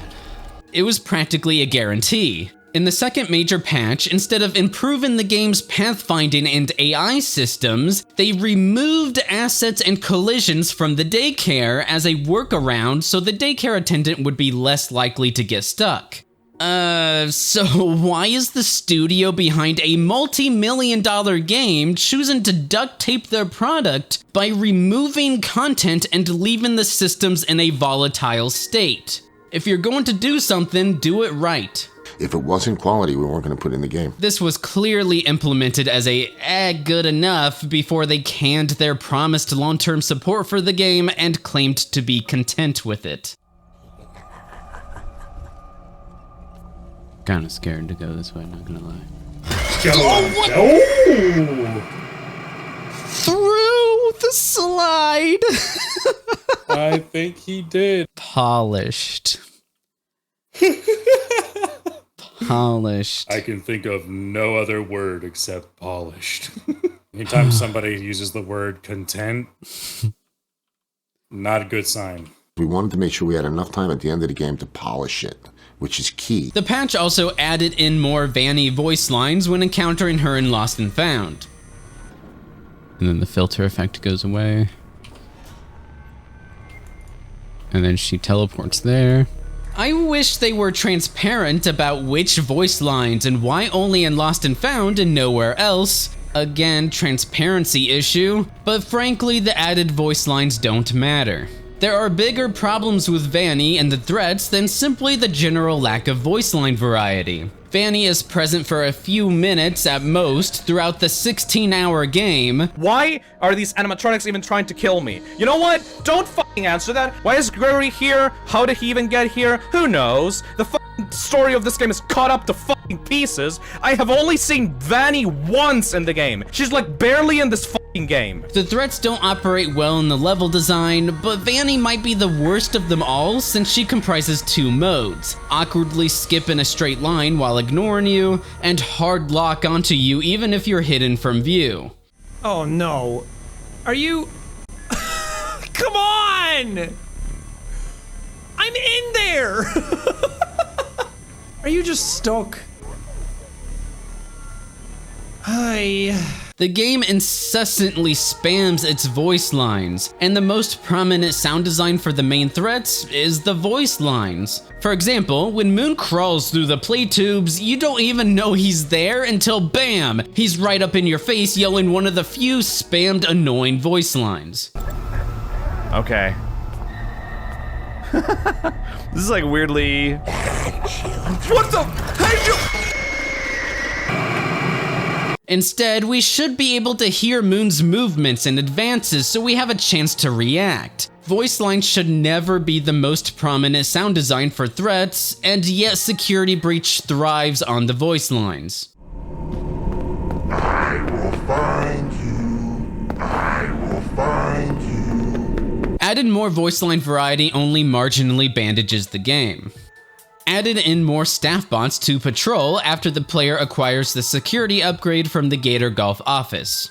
As I showed earlier, the staff bots were always just a bandage and a means to an end, since what else was Steelwool going to do with such a massive and unwieldy environment? The staff bots were always an annoyance, haphazardly copy and pasted everywhere, and not at all engaging. So adding more staff bots, even if it's just in a single location, it's so baffling and tone deaf, not even FNaF influencers try to defend it. So I think what this means is that in the hallway where you have to go from the kitchen to the Gator Golf office, there is no patrol bots at all. I think they may have added some in there. I don't think that's a good move, honestly. I think there's way too many staff bots in this game. I can't wait to explore this when we replay it live. Adding more staff bots tells me that Steelwool don't know what they should be changing based on player feedback, or they don't know why the staff bots constitute bad design in the first place. Both options have no place in one of the biggest gaming franchises.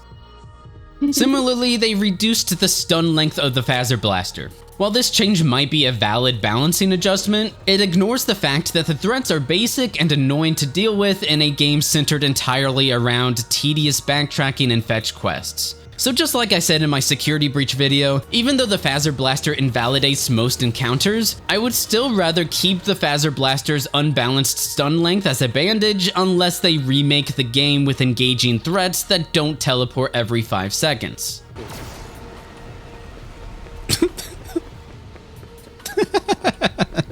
Added in a Phaswatch camera instruction card in the lobby to further encourage using cameras to plan routes through obstacles. Oh boy, this one's a doozy. I really don't understand this change either, because the game already encourages you to use the cameras in the first security office. Connected to the security camera system. Check the map on your Phaswatch. Check the cameras. Those boxes on your minimap are nearby security cameras. When movement is detected by the camera's motion sensors, you should see red alert icons. Switch between the cameras to find a safe path out of the office and to the main lobby. The real issue here is they think the cameras are a sufficient mechanic for planning routes. Even though the cameras can be useful while hiding in order to judge when a threat faces away from you, the cameras can also easily be ignored without notable consequence. So in the game design world, it's a dead mechanic. The problem is fundamental with the mechanic itself and its shallow reinforcement, and not the lack of tutorialization. I mean, come on, the cameras aren't even worth using when we're first introduced to the mechanic. Switch between the cameras to find a safe path out of the office and to the main lobby. Huh? Find a safe path? Where? What are you talking about? I can't see shit, Freddy. Oh, just go out the door? There are so many cameras. This is obnoxious. Instead of implementing depth to reinforce the cameras as a useful core component to the game, they really thought an extra set of instructions is that one missing feature that will encourage camera usage. Really? They thought the instructions didn't work the first time, so surely it's the fault of the instructions and not the game. Again, there's such a clear lack of awareness for their own design. Imagine if Mario taught the player how to jump over a gap, but then instead of designing an actual level with more gaps to reinforce the jumping mechanic, Miyamoto pops in and says, "Whoops, we didn't reinforce the jumping mechanic with more gaps to jump over, but we're afraid that you'll forget about jumping. So here's an instruction card to encourage you to press A to jump over obstacles. You'll probably want to jump at some point just for fun, but we certainly won't build the game with jumping in mind." That's how Steel Wool designed the camera system. One reason why players rarely use the cameras is because the cameras are unwieldy and disorienting. The player stops in place, then detaches from their immediate surroundings for an extended period of time, only to become confused as they slowly adjust to what they're looking at and where everything is in relation to Gregory, the player character. Where are you? Where are you? I don't know where you are. Where am I? Where am I? Where are you?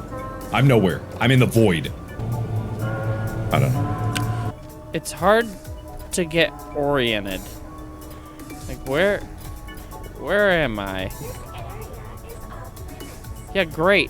Cool. But, but where am I? It's so hard to tell where she actually is. It's hard to tell where I am. Okay, so now where am I? What's right here? That's so hard to fucking see, dude. Oh, that's the way that I have to go, isn't it? Or is it not? I don't know. And honestly, the awful visual filter certainly doesn't help. Oh, what the fuck are these cameras? Oh, what the fuck are these cameras? Dude, what are you?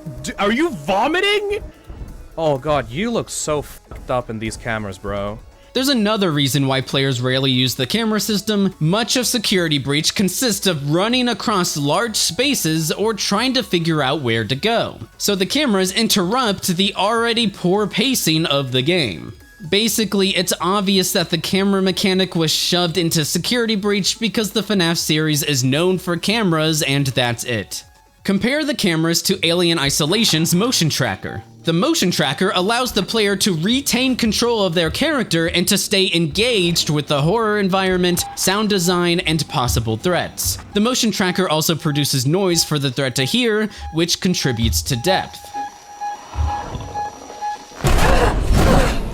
Also compare Security Breach's cameras to Rainbow Six Siege. Siege involves planning and surveying for information within a relatively small space, which is easier to learn the layout of, so the cameras feel congruent with and essential to the game. Whether you're a defender who utilizes the cameras, or an attacker who destroys the cameras, either way, the game reinforces the importance of the cameras. You can also use the cameras to notify teammates of enemy positioning, and several characters' abilities interact with cameras or place their own cameras. The attackers have access to drones, which, as you can guess, are cameras. They use the drones to scout for the objective, then to hide the drones as useful cameras so that the defenders don't destroy the drones. Sometimes you place your own cameras in the level as a defender, which reinforces the goal of learning where the best surveillance spots are and how best to defend the sites.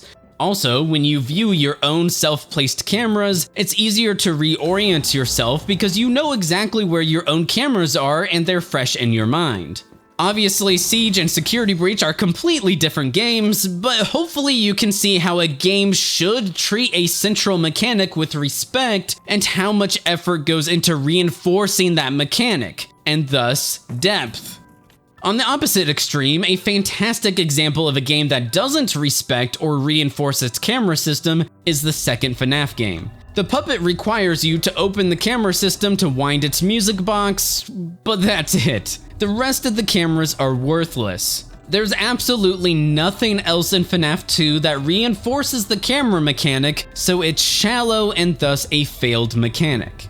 For Security Breach, again, there's little that reinforces the cameras when you're just trying to get from point A to B. And I mean, come on, the cameras aren't even required in the security offices where you're locked in a small space, which should be perfect opportunities for camera usage. For instance, in the backstage office, there's no point in using the camera system on your watch. We only need to look at the video feed on the walls. Oh, the cameras are right here. You don't even need to check your cameras. That's silly. And while I could argue that the wall TV feeds are indeed better than shoving your watch against your face, all that matters here is that Security Breach's gameplay rarely reinforces your watch's camera system. A reinforcement of the instructions does not equate to a reinforcement of the mechanic. Now, the game's cameras are certainly more useful than FNaF 2's cameras, but it's difficult to incorporate cameras in a free roam space effectively unless the game is slow and methodical like Splinter Cell.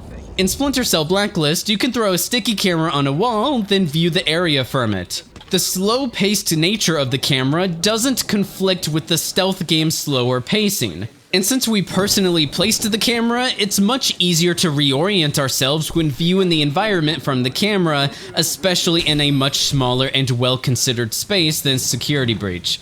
One could argue Security Breach is partly a stealth game because of its hiding places and security bots, but again, the game's areas are too large, the quests are too tedious, and the stealth gameplay amounts to simply running and hiding, so the game doesn't support or identify with stealth enough for the camera system to not feel awkward or clash with the pacing. And then the Phaser Blaster and Phaz Camera mostly nullify the stealth later in the game anyway. But hey, if Steelwool really desired to provide a simple but effective update, here's what they should implement. The camera system should clearly indicate where your character, Gregory, is by highlighting your location, including through walls and objects. Currently, the camera's minimap shows your location, which is nice, but it has a marginal impact on the player experience. Another game that implements character highlighting is Siren. Siren's core mechanic is called sightjacking, which allows you to hijack the vision of enemies. You can see the location of your characters from the enemy, so you're not overly disoriented and confused. Now, the markings for our characters' locations are quite simple, and that's because Siren doesn't want you to know specifically where you're located in relation to the enemy. That unspecificity doesn't apply for Security Breach, so I would suggest a more pronounced and clear character highlight for Gregory. Here's another simple but effective update. Replace the camera boxes on the minimap with new ones that indicate the camera's direction.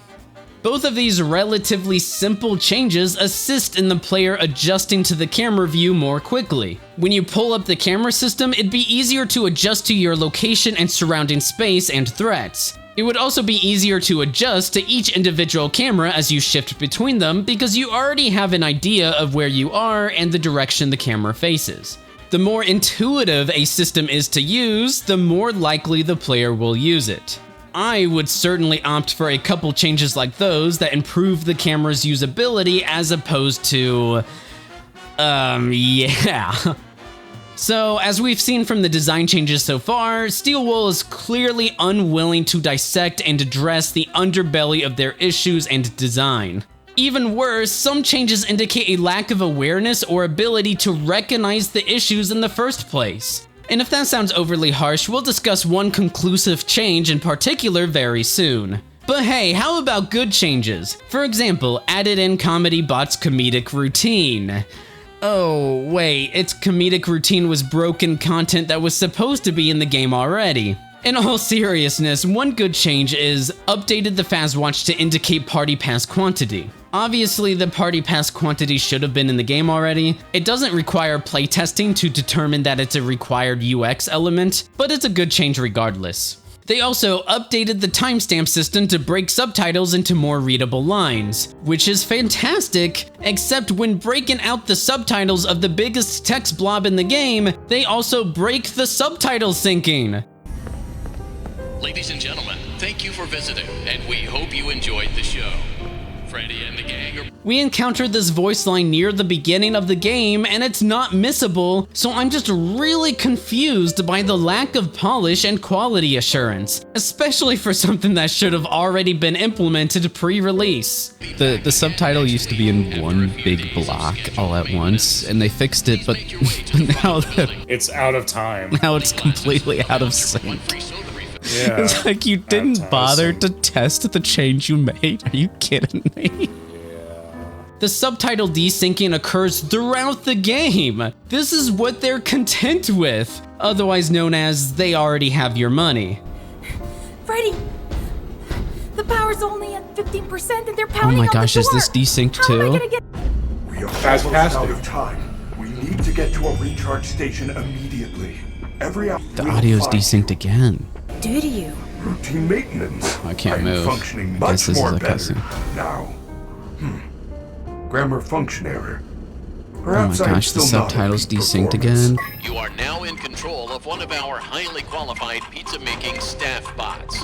Follow the instructions on the left side of your screen to force the bot to make your perfect mouth-watering pizza. To force the bot. Oh my gosh, there's so many subtitles. Another good change is added color coding to the daycare generators' wires. Even though it's incredibly stupid for generators and thick cables to be in daycare play structures, and I expect more from a team of storytellers, at least the color coding is a gameplay improvement. I'll talk about this gameplay improvement in the next videos. You need to find the emergency backup generators and turn them on. They are in the play structures. Who designed this place? Why would you put the emergency backups in the fucking play structures? Now, the bug fixes. Even with the fixed bugs, I'm sorry, there's no other honest way to say it. Their statement is a joke. Don't expose this game even more. Oh, here we go. Here we go. Oh my god, dude. We are generally content with this game. Yeah. We are generally content with this game. Dude, never trust a developer that says content. The game is still filled with bugs, incorrect behavior, soft locks, and over-the-top bad clipping. By the way, these model thingies here, look at these. They just clip through the goddamn wall. Oh, amazing. Look at that. That's amazing. That's amazing. Like 2 years they ago. really polished this game within the within the year of release. By the way, guys, do you want to see me go through a wall? Check this shit out.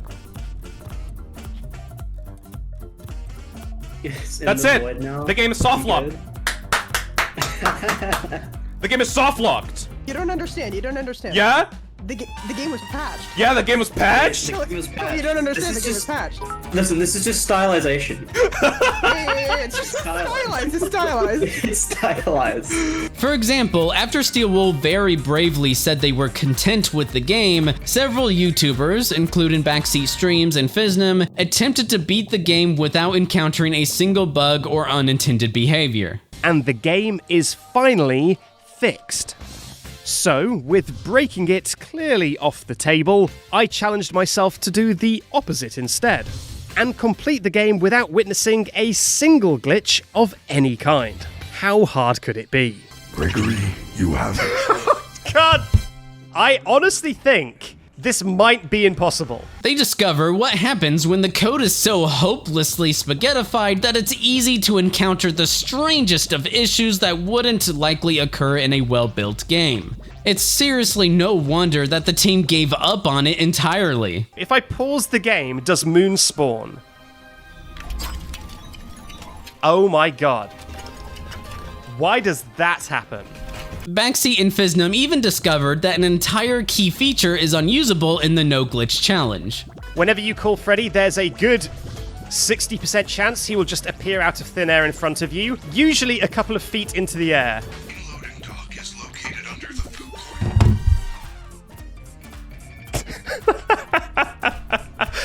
Freddy, no! This is what I was saying, right? This is why calling Freddy is kind of more trouble than it's worth. Oh, but the rabbit hole goes even deeper. They also discovered several brand new bugs or unintended behaviors that didn't exist when the game was initially released.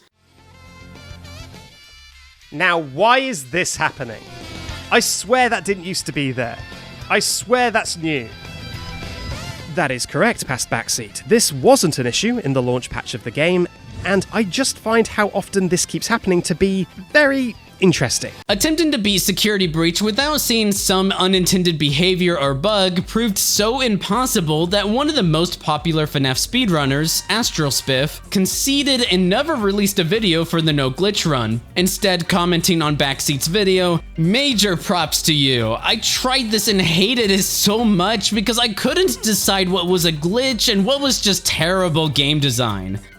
Those who took part in the challenge could only complete the game by using checkpoints and by literally staring at the ground or by actively looking away from any of the million things that can still go wrong despite the patches. Oh god, don't look at the table in here because it's floating. There's like a table here that's just floating for no reason.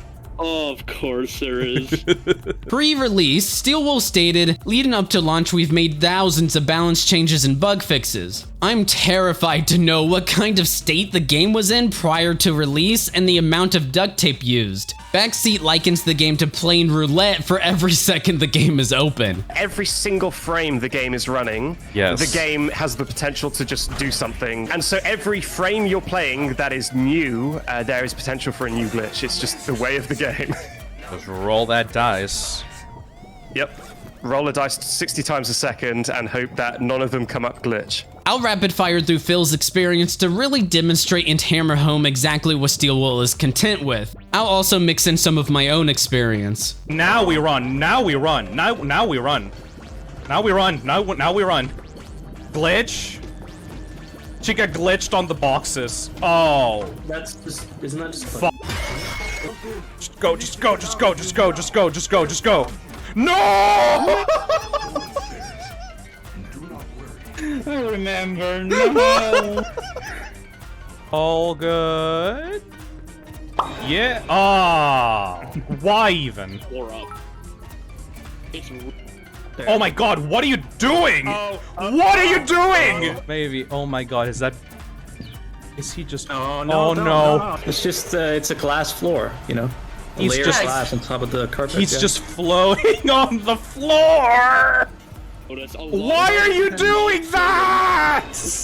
Why? That's also intended, definitely. Give up.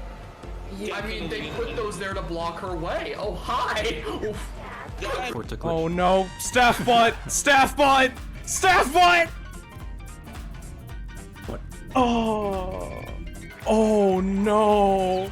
Must look at every animatronic for at least 10 seconds. No, she's not. No, I don't think. Technically not an animatronic. Just in case. 1, 2, 3, 4, 5. Oh! 7, 8, 9. Where am I? No! No! No! No! No! Stuff.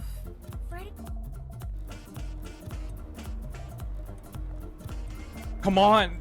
Come on! Come on! Are you kidding me? Question, if you... Well, that's a bug. Oh my god. Oh, what?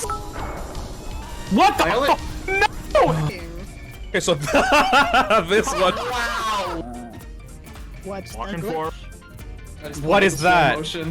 Oh, that's the that's like the backing for when you find like an item or something. But there is no item. There's no item. There is no item. I'm fucking up a lot of work.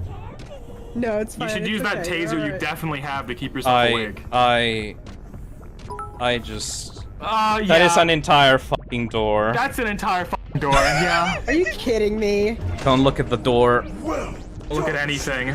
Don't look at anything. Don't look at that door either. Shove your Man. face right up in there. What? What? What?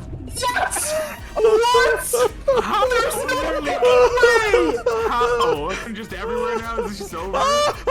I literally joked about this. I said that eventually, like, the game was just gonna start me clipping into the floor for no good reason. It's just falling apart around you. And the menu is gone. Thank you, Scott Coffin. There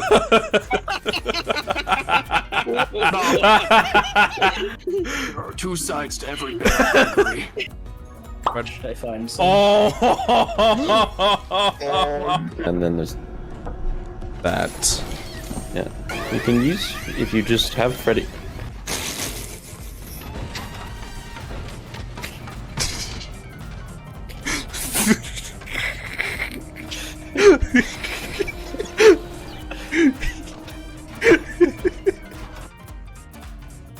Oh no, the loading screens now! God damn it. No! Okay, well, we need to go to the main menu. We can't just restart because there's a glitch. So main menu, reload that save. Thanks for that. Just not letting me restart. I have to reload the save. Thank you very much, game. I really appreciate it. Oh no! Wait!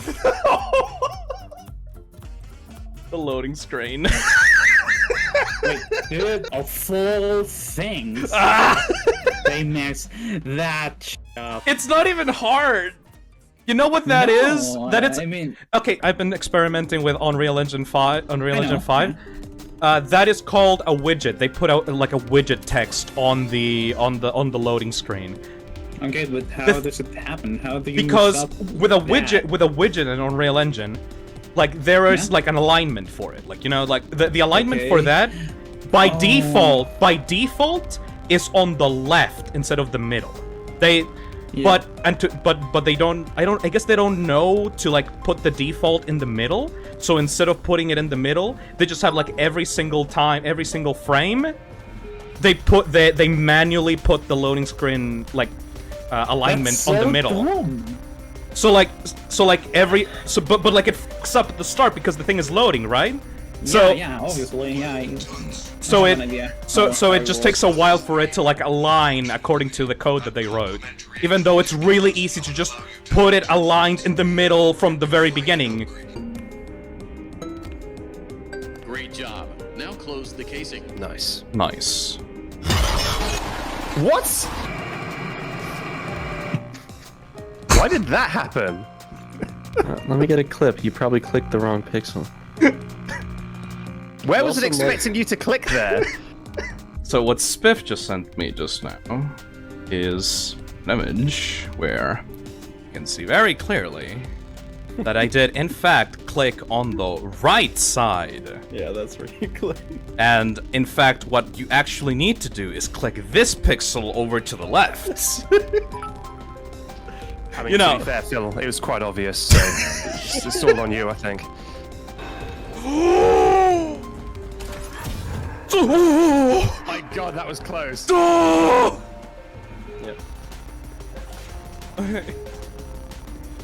My word. You get invincibility frames coming out of Freddy and coming out of... Oh no! Oh, it's Gigamonty! It's Gigamonty, yeah. How did you create a Gigamonty? Ow! Oh, ah! Oh my god! Was Freddy back in the dentist chair? Like, I don't know. Oh my fucking god. No! What happened? No! Wait, what happened? What happened? No! I saw that. I fucking saw it. Are you kidding me? What was that? There you go. We are content with the game in its current state. We're content with the game in its current state. In the contact page and on the interview, I think, they basically said, "You guys are the best QA team anyone could hope for. Oh no. If you find a glitch, please email us." Yo, I think we found a couple, guys. Oh my gosh. That's sad. Ah! Oh Watch my as the God. texture slowly loaded in. Run away! Run away! Damn it, man. Again, Gregory like uncrouched in the middle of the vent and stopped moving. What other game allows you to uncrouch in the middle of a vent or a crouched area and then you stop moving? This happened twice now. Okay, I mean, I'm not holding crouch right now. Okay, now. Oh, yeah. Yep. What the? Is there an invisible? Oh, this Invisible? chair has collision. Oh, that's dumb. That's not how you make a game, silly. This game still has no FOV settings, by the way. Of course. Oh my god, I changed this to 2K already. What? I had to restart the game for these changes. I changed it to high. Wait, I changed... Okay, I see. Apparently changing the visual quality to high requires you to restart your game. And in doing so, it only saves visual quality and it doesn't save every other change. I changed all these to high before. And I changed the resolution before. So this game is so broken, dude. Hey, I'm in Chica's room. Yay. Huh? Oh my god. The vent landed inside the door. Oh my, that's just laziness, man. Oh my gosh, are there multiple alarms stacked on each other now? Yeah, there is. Yeah. Yeah, it is. Yeah. And floating chairs, I guess. Chair. Well, yeah, one floating chair. Just laziness. Yeah. It really, that's the only thing I can say. It's the nicest thing I can say. Laziness. It is the nicer option, yeah. Hey, Monty. Oh my gosh, his AI is actually broken. He's like, yeah, no, it's too much work. What? How? Ooh, UFO ride? That's fun. I bet you that's not even a usable ride. Oh no, of course not. Oh wait, no, it definitely is because there's stairs that go up to it. Oh, in universe, I guess it's usable. Really? That's lazy. Oh. That's so bad, dude. You should not be getting caught on stuff like that. There's so much in this game you get caught on. Oh! Are you... Why would they put... The security bot right there? This one's what a broken? great hiding space. This one's broken? What? Are you... Did they not test anything? Did they not... I get stuck on those so often. Yeah, that's really bad, especially if you have to run. Yay, celebrate, yay. Wow, do a little jig, a little dance, a little whoopity boop boop. He's also got a Yu-Gi-Oh card thing on his arm, or foreign arm. No. No. Yeah, you know what used to happen before they patched it? That's the patch? Yeah. After he did the little jig, they used to just disappear into thin air. Steel Wool's statement, given the size of this patch and the previous major patch, we are generally content with the game as it currently stands, only translates to, we already made millions of dollars from fans who trusted us, so we're going to abandon this trash fire now instead of having integrity. Our word means nothing when we say we are in it for the long haul. And even if they bothered to fix the rest of the bugs or to polish the game, let's not pretend that Steelwool did us a favor by fixing their game long after release, then never delivering gameplay, story, or substance. It's like you buy a taco for the full price because you were advertised a full taco on the fucking taco screen. And when you get that taco, you open up the greasy paper just to see a busted ass half taco shell with only beans on it. Only beans. Oops, all beans. And then 6 months later, a Taco Bell employee rings your doorbell and gives you the other half of that busted taco that still doesn't have all the meat on it that they promised. And your response is to start clapping? Like, what the f? Now, get ready for the triple threat. Even if Steelwool were aware of the game's underlying design problems, and even if they wanted to fix them, they've conveyed to us that they don't know how to fix them. And I don't just mean the daycare's AI and pathfinding. On release, Security Breach disabled its save system for roughly half the game. Yeah, you heard me right. Save stations will no longer be available if you stay. If Gregory is caught, it is game over. Why?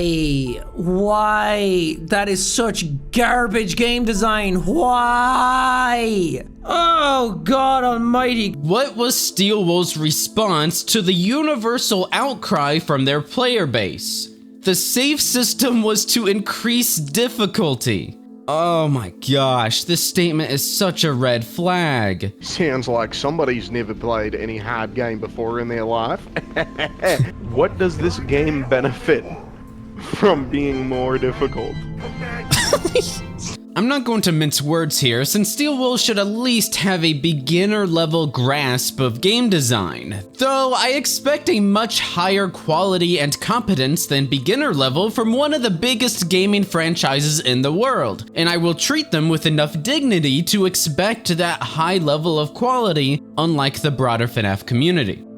The complete absence of saves obviously doesn't meaningfully contribute to difficulty or challenge. All it does is increase the tedium. Of course, save systems quickly become a more complicated topic, as with anything in game or level design, but it's easy to see how it's a fundamentally terrible idea to force the player to tediously lose literal hours of progress, then expect the player to repeat hours of already completed content with excessive backtracking and bland fetch quests until near flawless completion. Almost every part of that sentence is its own red flag. Seriously, what did Steelwool expect when they removed saving from half of the game? While save systems can affect difficulty, difficulty shouldn't be the designer's primary mindset. Instead, it's best to think of save systems under the lens of convenience and meaningful progress. Designers should respect the player's time, and crucially, a well-designed save system can still preserve the game's difficulty. There doesn't have to be a trade-off between convenience and difficulty. Now, it's clear how losing hours of progress is bad, and I hope my clarification on save systems helps. I don't feel the need to elaborate further for our purposes. However, I like giving the benefit of the doubt where I can. Steelwool was influenced by Alien Isolation. One of the games that we played a lot was Alien Isolation. Like, that was a really big inspiration for us. Both games include inconvenient manual save systems, so why does the manual save system only work well in one but not the other? For one, Alien Isolation is a horror game, and therefore it viewed the manual save system from the lens of tension. That's a different conversation entirely. For two, Alien Isolation still incorporates autosaves in between missions. For three, actually, Alien Isolation also sports an inconvenience problem, but Security Breach sports the same one, so it's neither here nor there. It's fixable, but we'll talk about that another day. Subscribe if you want to learn more. Security Breach, on the other hand, mostly fails as a horror game and rarely autosaves in between missions. Security Breach doesn't meet the standards of its own inspiration. Designers must first understand what works and doesn't work in their inspirations and how to improve upon them. But most importantly, how does Steelwool address the universal outcry? How do they attempt to fix the lack of saving? Get this, Steel Wool doubles down and sticks to their guns on their terrible design by adding a single save station into the game, which doesn't address the issue at all. Am I so out of touch? No, it's the children who are wrong. Steel Wool unironically expects the player to run across an obscenely massive pizzaplex through needlessly large areas with an ill-conceived stamina system so the player can save at the only available save station and quit the game to go take their dog out or eat dinner. I genuinely cannot imagine having that much disdain for my player base, and I don't say that lightly. And it's not like they had to invest much time to do the bare minimum either. All they had to do was re-enable every save station that already existed in the game. It's a simple fix to merely align the entire game to the same standard. Granted, I don't agree with their save system standard, but maintaining the existence of save-in capabilities is at least something. So instead of taking the time to learn from their mistakes, they doubled down on their lack of experience and game design basics by throwing in a single save station instead of simply fixing the problem or being willing to learn. And that's it. Several years later, there are still no further changes. And to be clear, again, there's nothing wrong with lacking experience. After all, we must embrace our limitations. Everyone begins inexperienced. Everyone starts somewhere. Everyone continuously learns through failure and mistakes. Everyone can turn their newly gained experience into a newfound awareness and understanding, which feeds into their passion and drive to create awesome games for their communities. However, when a studio doubles down on game design that they should have known was bad, but especially when their player base was universally upset, then it's possible that their inexperience could instead translate into arrogance and an unwillingness to learn. In conjunction with the rest of Steel Wool's concerning communication, and we'll get to even more examples next time, the evidence leads to a potentially troubling conclusion on Steel Wool's attitude. I want at least someone to be aware of the current state of Security Breach and to be able to learn from Steel Wool's mistakes. Especially because, again, they've demonstrated that they've learned very little from how they handled Security Breach and its underlying design. If you could change anything about Security Breach, what would you change? It's tough to look backwards, you know? When you're looking forward probably so much right now. Right, because then you could change something that somebody fell in love with. Is that really true, though? Bugs aside, are players really falling in love with the game's fundamental gameplay and quest structure and level design and even story?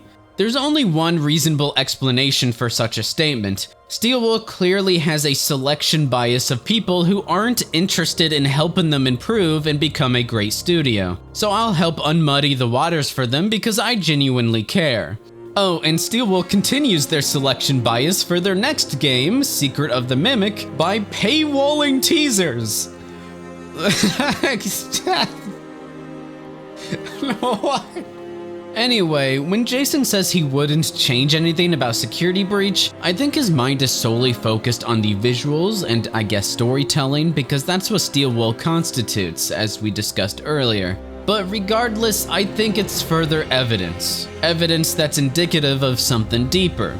So let's truly break down the game design behind many of the most notable areas that I didn't mention in my Security Breach video, such as the daycare and warehouse. I'll commentate throughout so the takeaways are expressed and digestible. At the end, I'll provide 3 additional takeaways from this experience. But more than anything, I want Steel Wool to redeem themselves. I want them to create a fantastic non-VR FNaF game. I'll do everything I can to provide the information to do so for free. So in the interest of good faith, let's dissect both Security Breach and Ruin, including informed design feedback and lessons, next time.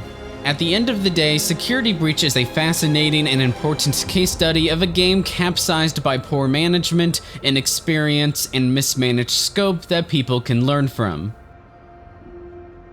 Hi all, Sean here. Please stick around for a minute for some important messages. I wanted to make the outro more personal this time for A couple reasons. I do want to reinforce what I've said before. Obviously, there's a certain amount of entertainment value here, but I do try to be respectful, and it's important to note that being respectful also means holding people accountable and wanting what's best for their future. And so my goal is to help them, and for absolutely free. So if you fellas appreciate and value that, and the massive amount of work and hundreds of invested hours here, please check the description to find out how you can support the channel. Even simply liking or subscribing or watching my future videos, it all helps a ton. It all helps a ton. So sincerely, thank you for valuing these case studies. Steel Wool, whether or not you're watching this, I'll be keeping a close eye on you. Not only to hold you accountable as the people who care about you should, but because I genuinely want to see improvements and to see evidence of being open and aware of constructive feedback from designers.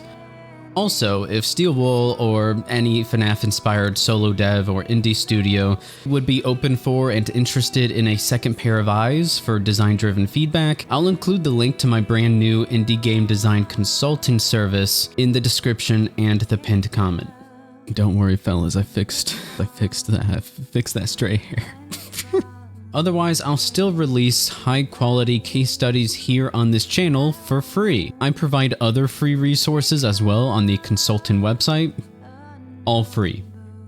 I've also now opened memberships on YouTube that provide access to exclusive emojis. I'll be adding more over time as well. I'm honestly excited about turning potentially iconic moments into channel emojis. If anyone has ideas, feel free to comment, especially if an idea gets upvoted, then I'm more likely to commission it. Channel members also get priority responses from me.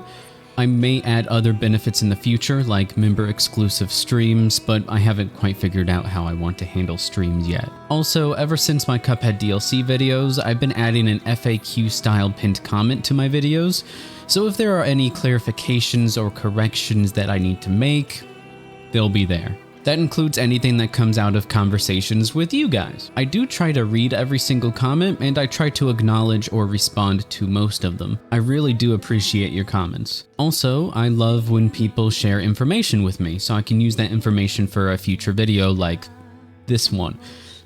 And the next one, actually. Specifically, there were a couple comments that brought Horus Heresy to my attention, which was fascinating, and I hope you found it interesting as well. YouTube will likely auto-delete your comment if you post links, so join my Discord in the description if that's the case. But still leave a comment because it helps me out. Anyway, that's all. See you next time.